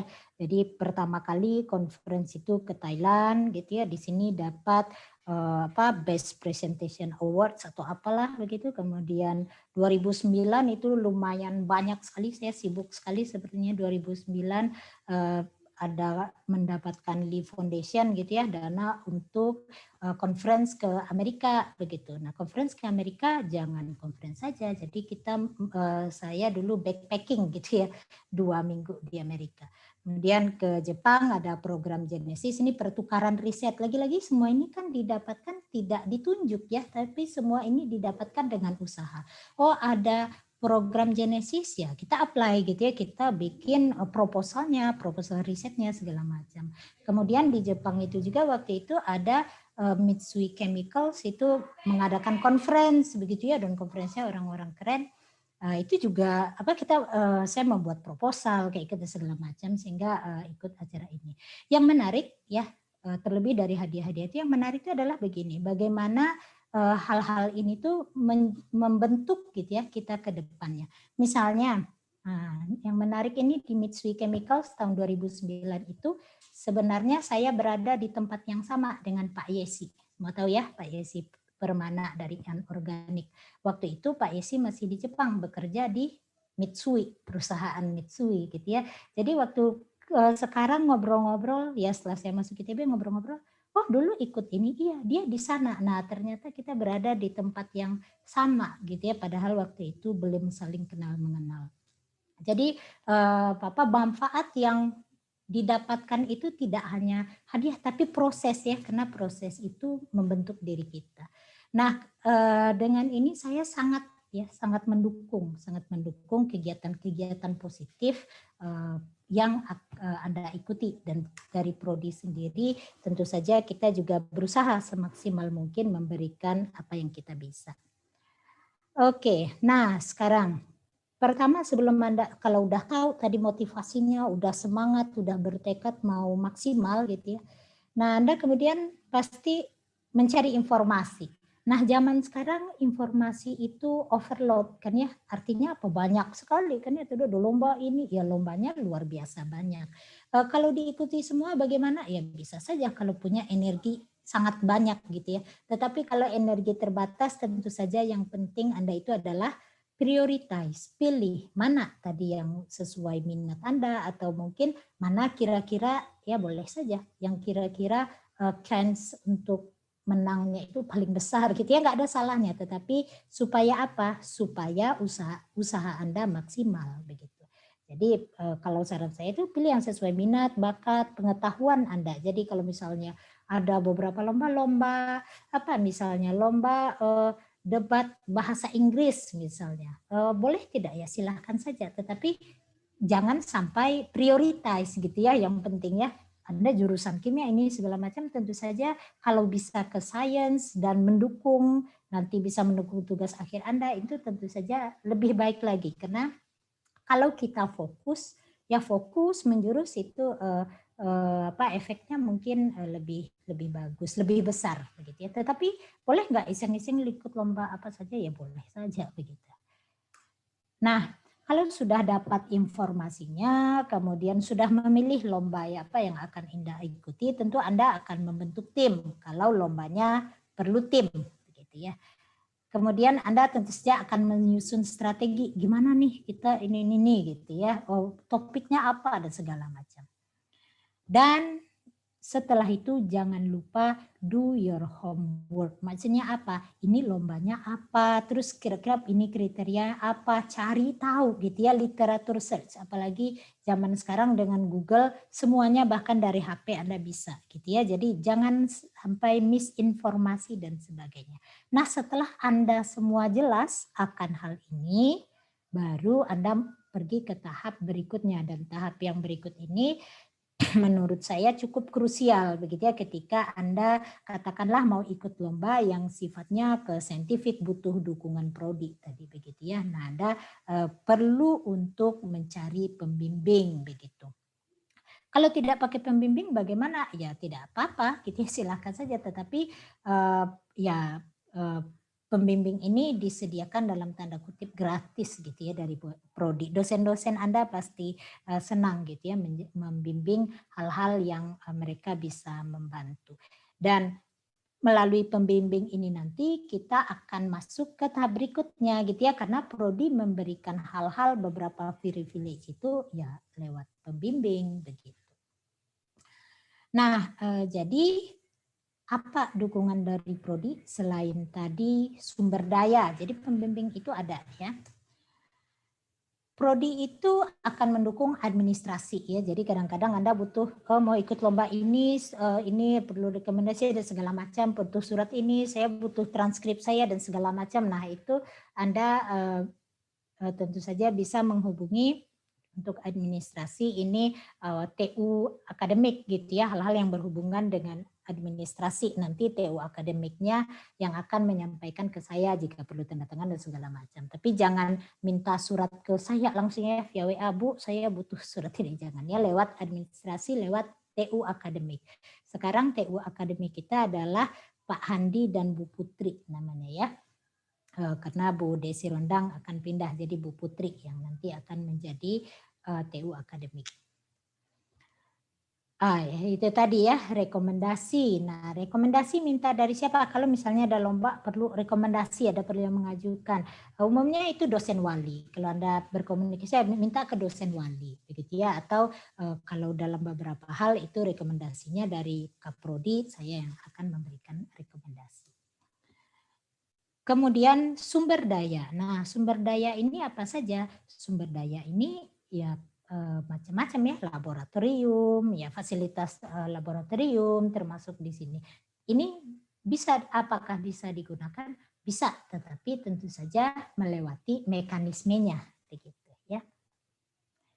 Nah, bagaimana mekanisme untuk fasilitas laboratorium? Misalnya yang sering perlu ini, yang saya berpengalaman juga beberapa kali itu, misalnya yang riset PKM ya, yang selalu ada. Tapi kalau lihat dari banyaknya lomba yang tadi bisa jadi juga banyak lomba-lomba yang memerlukan fasilitas laboratorium. Nah, fasilitas laboratorium ini bagaimana saya dapatnya gitu? Saya minta izin ke siapa? Nah, itu pentingnya tadi Anda punya pembimbing gitu. Pembimbing yang pekerjaannya atau minatnya atau keahliannya mirip dengan apa, atau kalau tidak mirip setidaknya punya interest yang sama begitu ya dengan Anda yang mau kerjakan tadi. Nah, kemudian pembimbing atas arahan pembimbing itu Anda bisa mengajukan permintaan untuk bekerja di laboratorium kepada ketua lab. Biasanya ya pembimbing yang mengarahkan gitu, kamu ini, atau mungkin perlu ada surat, atau kadang beberapa ketua lab asal ada ACC dari pembimbing, biasanya surat ya, surat di ACC pembimbing berikan ke ketua lab, ya Anda bisa masuk lab, kurang lebih begitu.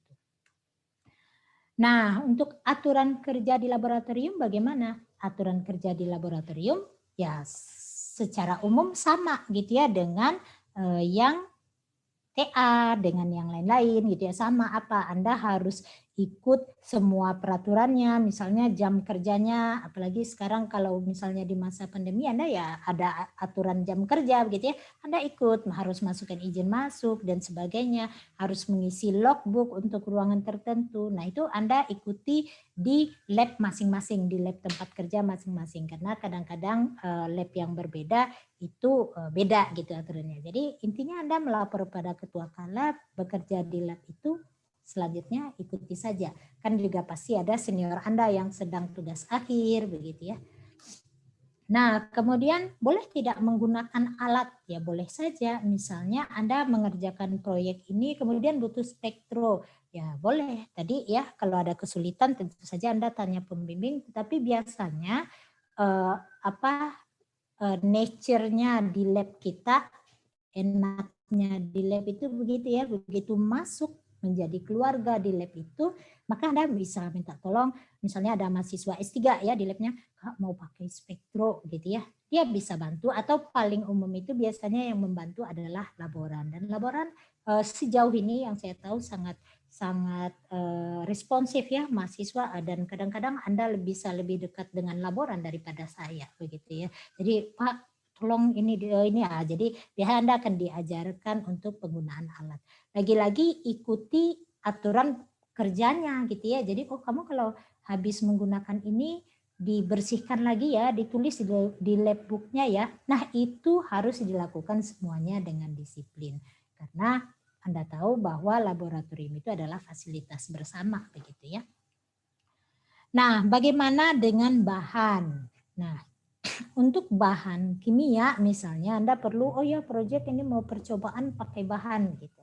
Nah, bahan untuk saat ini kecuali proyek-proyek tertentu yang memang proyek dari prodi ya, itu Anda kan kalau suatu proyek Anda belum bisa meminta bahan ke gudang bahan. Jadi biasanya kalau bahan untuk kegiatan yang ada pendanaannya misalnya seperti PKM ya biasanya beli sendiri, atau makanya tadi ada gunanya selalu melalui pembimbing ya, karena pembimbing Bu saya butuh ini, oh ini nggak apa-apa karena biasanya kita di lab selalu ada stok gitu ya mungkin yang bisa dipakai, atau pembimbing yang bisa mengusahakan dan seterusnya.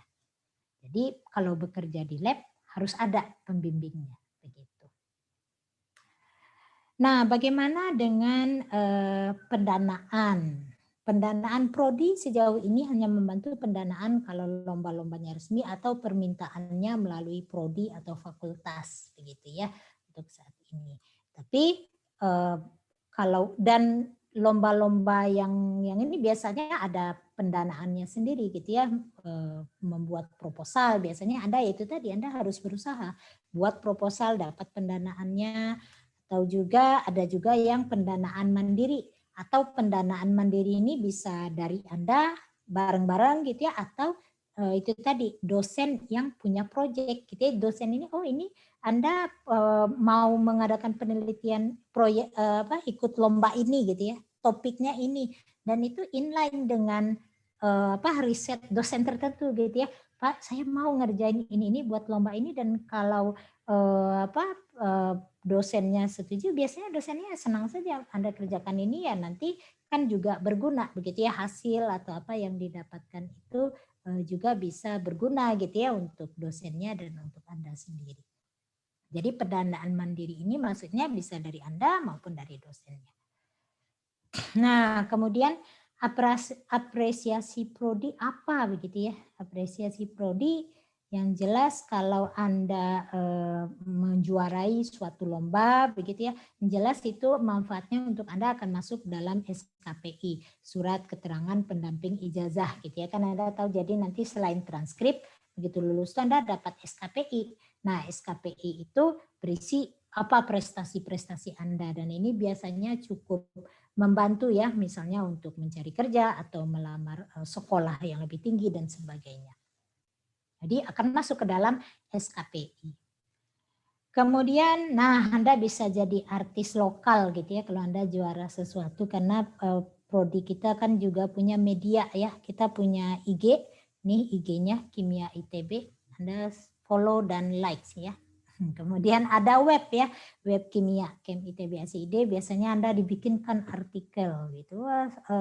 Siapa Zul atau Kevin atau siapa juara ini, nanti ada fotonya besar-besar gitu. Kemudian juga termasuk biasanya nanti di list buku wisuda. Jadi setiap sebelum wisuda biasanya saya diminta data prestasi mahasiswa dalam periode ini. Nah, penting sekali Anda untuk melapor begitu ya. Dan jadi biasanya saya melihat dari database yang sudah ada dari IG, dari web begitu. Jadi lapor ya kalau Anda berprestasi, nanti akan di slide berikutnya. Oh ya, ini rasanya ada di slide berikutnya. Nah ini pelaporan prestasi. Jadi misalnya Anda ikut suatu lomba, kemudian menang misalnya ya, apa yang Anda lakukan?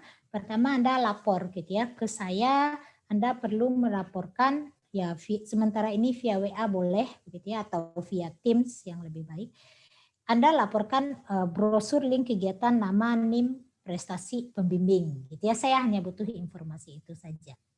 Nah, selain ke saya, Anda juga supaya tadi masuk ke SKPI, Anda harus mengisi data di Kemahasiswaan ITB ACID, yaitu database. Jadi jangan nanti, wah saya udah lapor ke Kaprodi gitu, tapi kok tidak muncul di SKPI saya ya, karena SKPI atau buku wisuda itu kadang-kadang mengambil dari database gitu ya, database langsung dari kemahasiswaan. Jadi Anda harus entry di sana ya.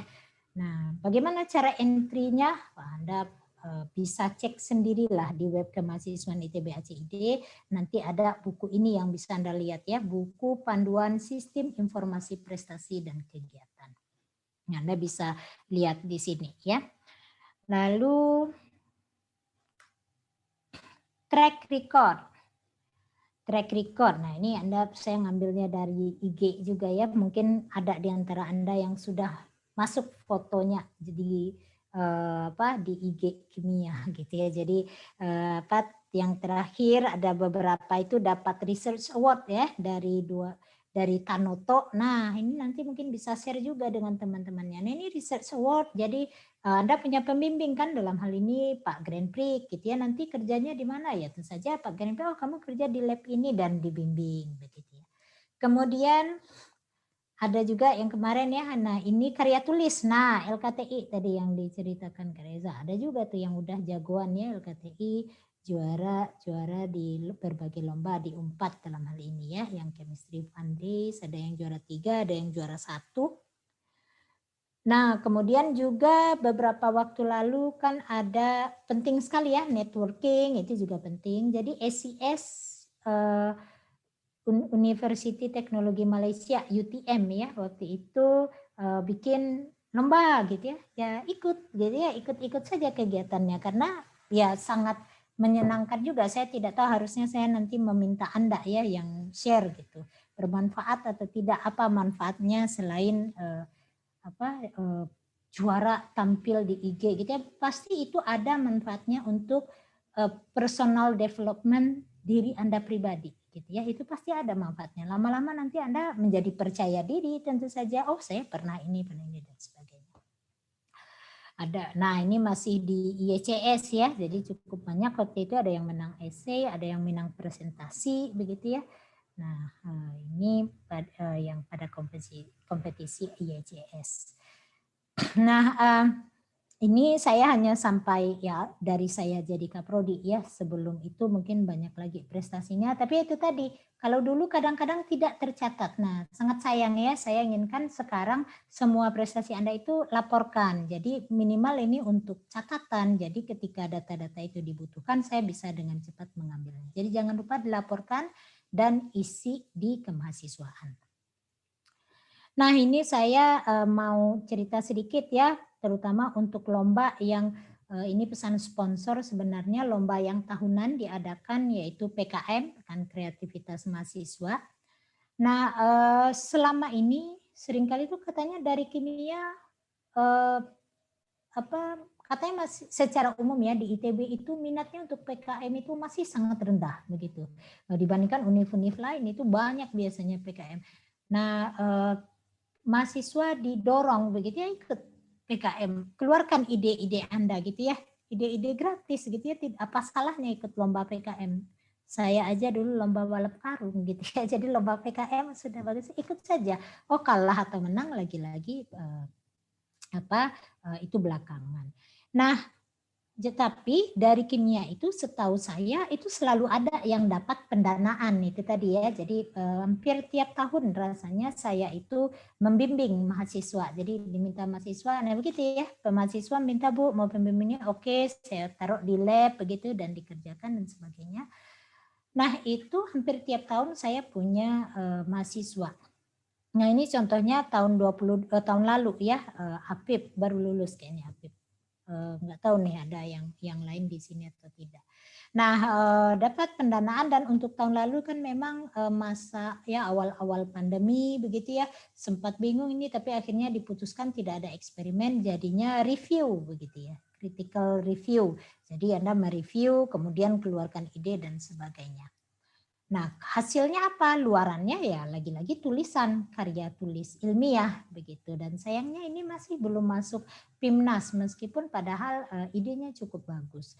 Nah, jadi targetnya untuk Anda semua ya, pesan sponsornya saya harapkan ada di antara Anda yang nanti masuk ke PIMNAS begitu. Jadi semangat itu, insya Allah Anda pasti bisa.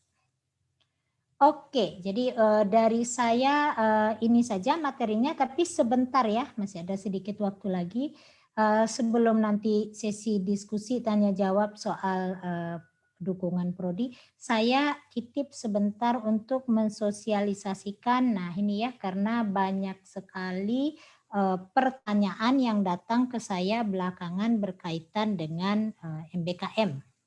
Jadi saya akan men-share dulu.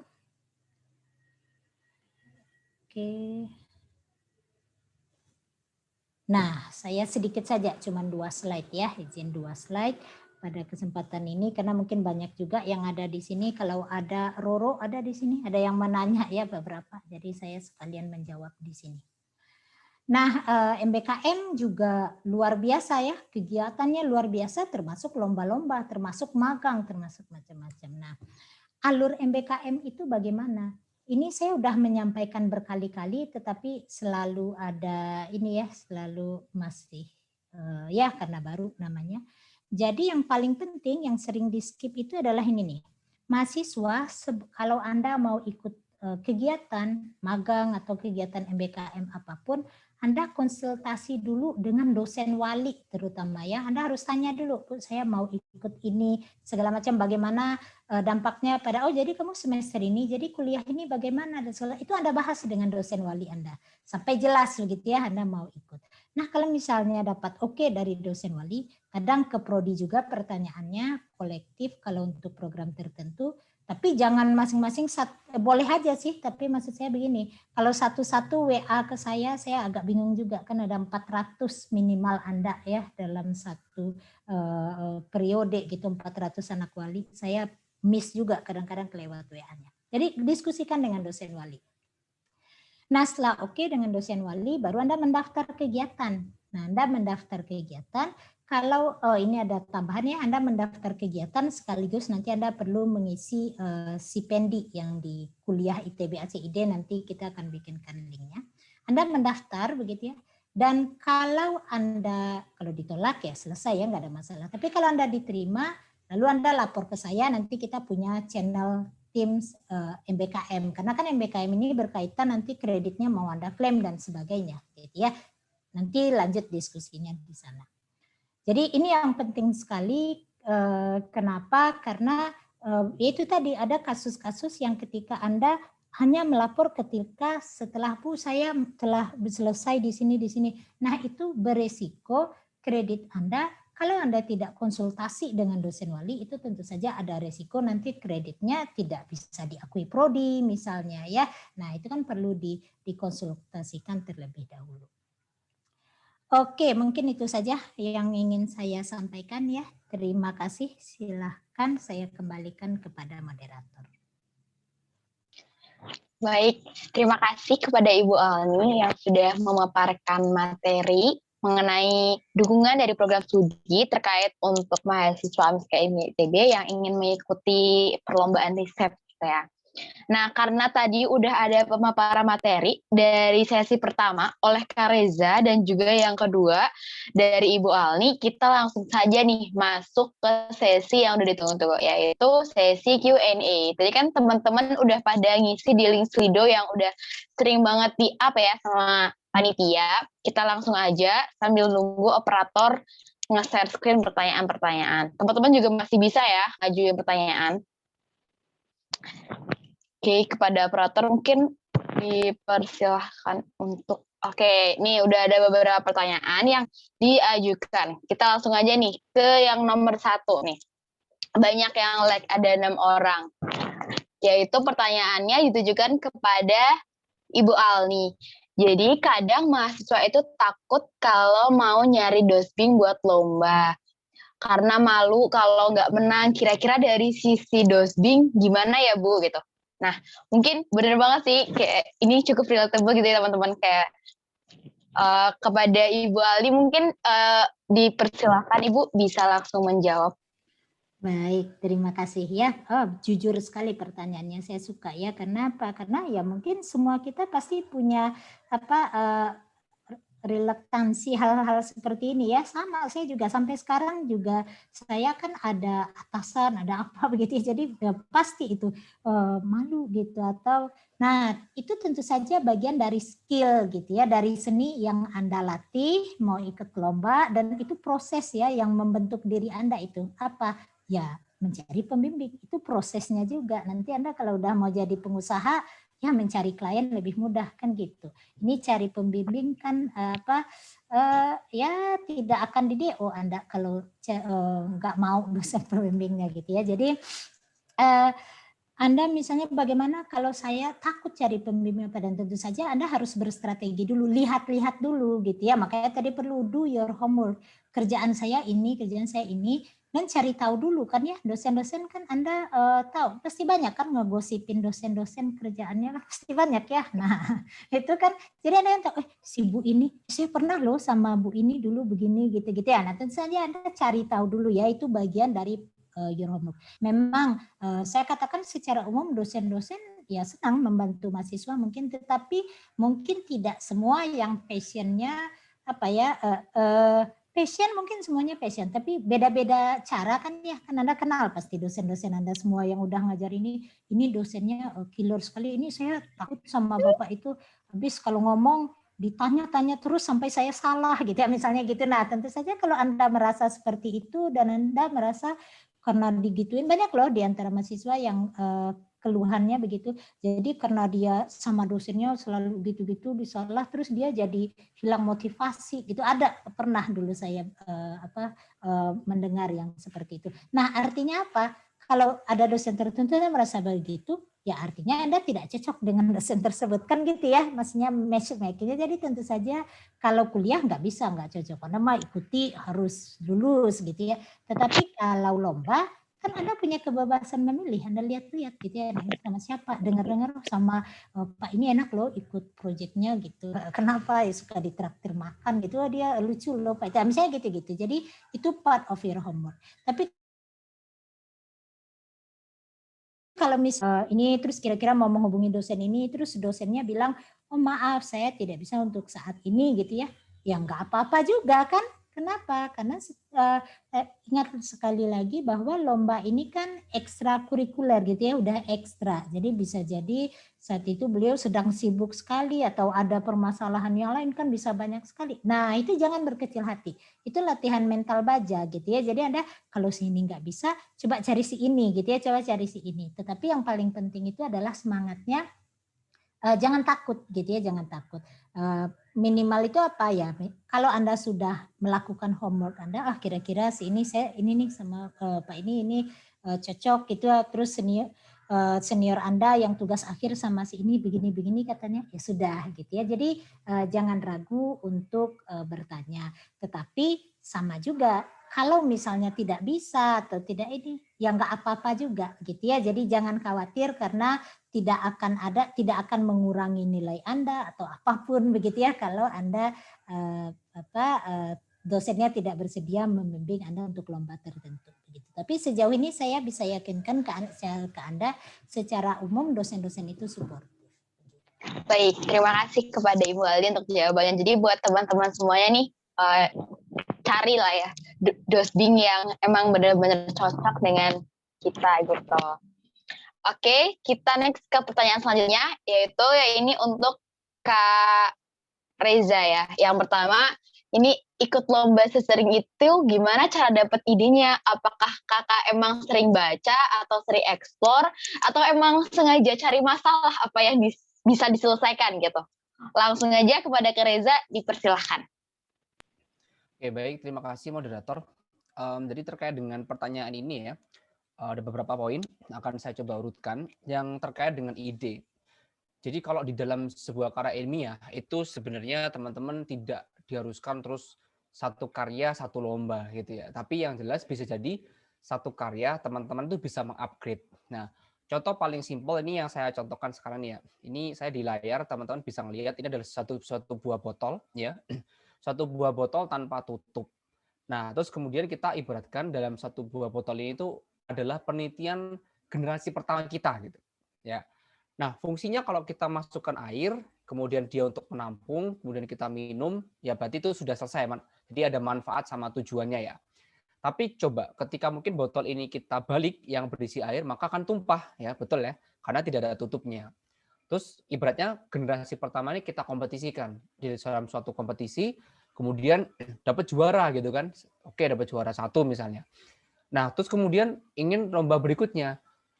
Teman-teman tidak harus mencari ide yang lainnya ataupun riset yang lainnya. Bisa jadi hanya menambahkan tutupnya nih. Nah, ini tutupnya ya. Oke, kita tutup. Nah, ini generasi pertama tadi yang bawah, kemudian yang bagian atas ini adalah tambahannya atau upgrade-nya dari sebuah inovasi. Kan kalau teman-teman lihat inovasi itu kan bisa diamati, bisa ditiru, bisa dimodifikasi, dan bisa ditambahkan ya. Nah, ketika teman-teman menutup ini, maka tadi yang isinya air, teman-teman balik seperti ini, maka dia akan menambahkan manfaat gitu kan. Nah, karena tadi sebelumnya dia hanya untuk menampung. Tapi ketika teman-teman membalikkan botol itu, maka airnya tumpah. Nah, tapi karena ada tambahan satu komponen, maka fungsinya akan bertambah. Nah, disitulah salah satu ciri khas teman-teman itu sangat diperbolehkan untuk melakukan upgrade terhadap karya yang telah diciptakan, kemudian dilombakan lagi. Dan pengalaman saya punya satu karya gitu ya, dan itu pernah juara 7 kali. Nah, itu jadi pertama ada generasi 1, generasi kedua, kemudian tambah pengujian, generasi ketiga tambah pengujian. Jadi kayak berkembang penelitiannya. Itu yang pertama ya. Nah, terus kemudian tadi yang sering baca atau explore, sejujurnya saya bukan tipe orang yang suka membaca, teman-teman. Tetapi ketika kita melakukan penelitian, mau tidak mau kita akan membaca. Nah, itu uniknya. Contohnya gini, kalau misalnya teman-teman itu mau penelitian terkait dengan kereta api. Ya, terus kalian dapat sebuah problem masalah terkait dengan misalkan motion sickness gitu ya, atau mungkin pekerjaan yang monoton. Nah, tentunya kalian harus mempelajari kan apa sih pekerjaan monoton itu, apa parameternya, bagaimana cara menanggulanginya gitu. Termasuk kayak misalnya pengen membuat sebuah teknologi untuk mendeteksi ketika ada orang yang ngantuk. Nah, kita baca tuh, mau tidak mau baca untuk cari tahu agar solve gitu permasalahannya. Terus ada kan di situ pengalaman saya dapat parameter tuh untuk melihat ketika ada permasalahan orang tadi ngantuk, bisa diidentifikasi dari hirup nafas, kemudian denyut jantung, kemudian mata, dan lain sebagainya. Nah, dari 3 ini, kemudian barulah kita melihat mana yang paling akurat. Ini bisa jadi konsultasi dengan dosen pembimbing, kemudian bisa dengan cari tahu ataupun tanya ke cutting ya, ataupun teman-teman yang sudah paham di sana. Jadi intinya lebih ke sana sih. Justru dengan adanya penelitian kita akan membaca, bukan malah kita membaca terus baru tahu banyak. Kayak gitu.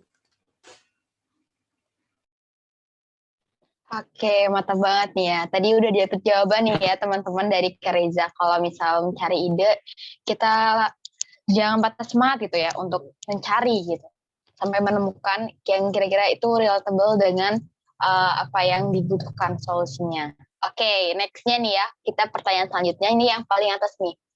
Ada 7 like. Izin bertanya kepada Bu Alni, apakah memungkinkan untuk kita mengikuti proyek riset yang dikerjakan oleh dosen?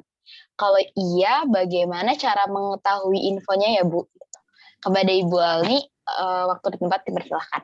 Iya, baik, terima kasih. Memang kalau untuk di ITB saya lihat belum banyak ya, kalau di NUS dulu biasanya mahasiswa non-TA, ini kan Anda bicara non-TA ya, maksudnya sebelum TA, karena biasanya di ITB yang ikut proyek riset dosen itu yang sudah TA, karena banyaknya proyek riset itu bagian dari TA gitu ya. Misalnya kalau saya ada topik TA itu biasanya ada pendanaan riset begitu, ada topik, ada yang dikasih yang mahasiswa begitu kan yang mengerjakan itu proyek riset. Nah, untuk TA biasanya begitu. Tapi memang di sini sistemnya tidak terlalu belum ada sistemnya saya lihat. Jadi lagi-lagi kalau belum ada sistemnya seringkali caranya gimana taunya ya lewat senior Anda gitu ya. Jadi masih informasinya masih informal untuk sejauh ini.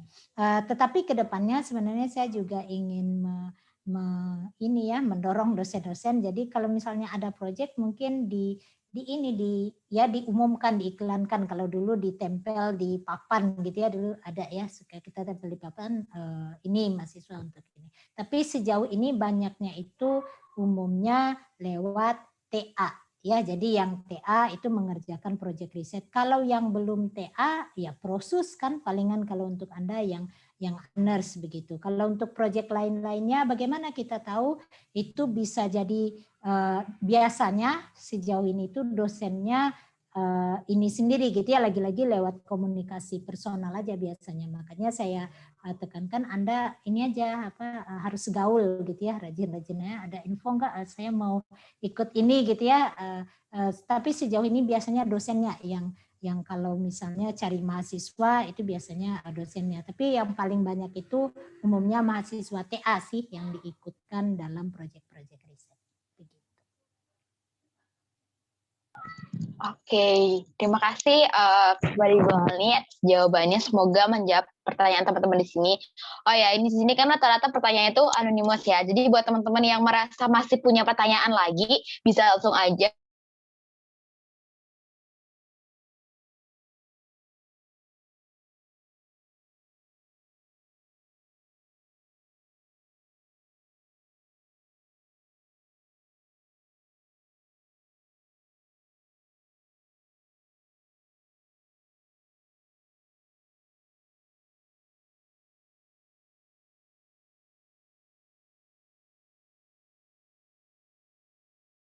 diberikan ke kita semua.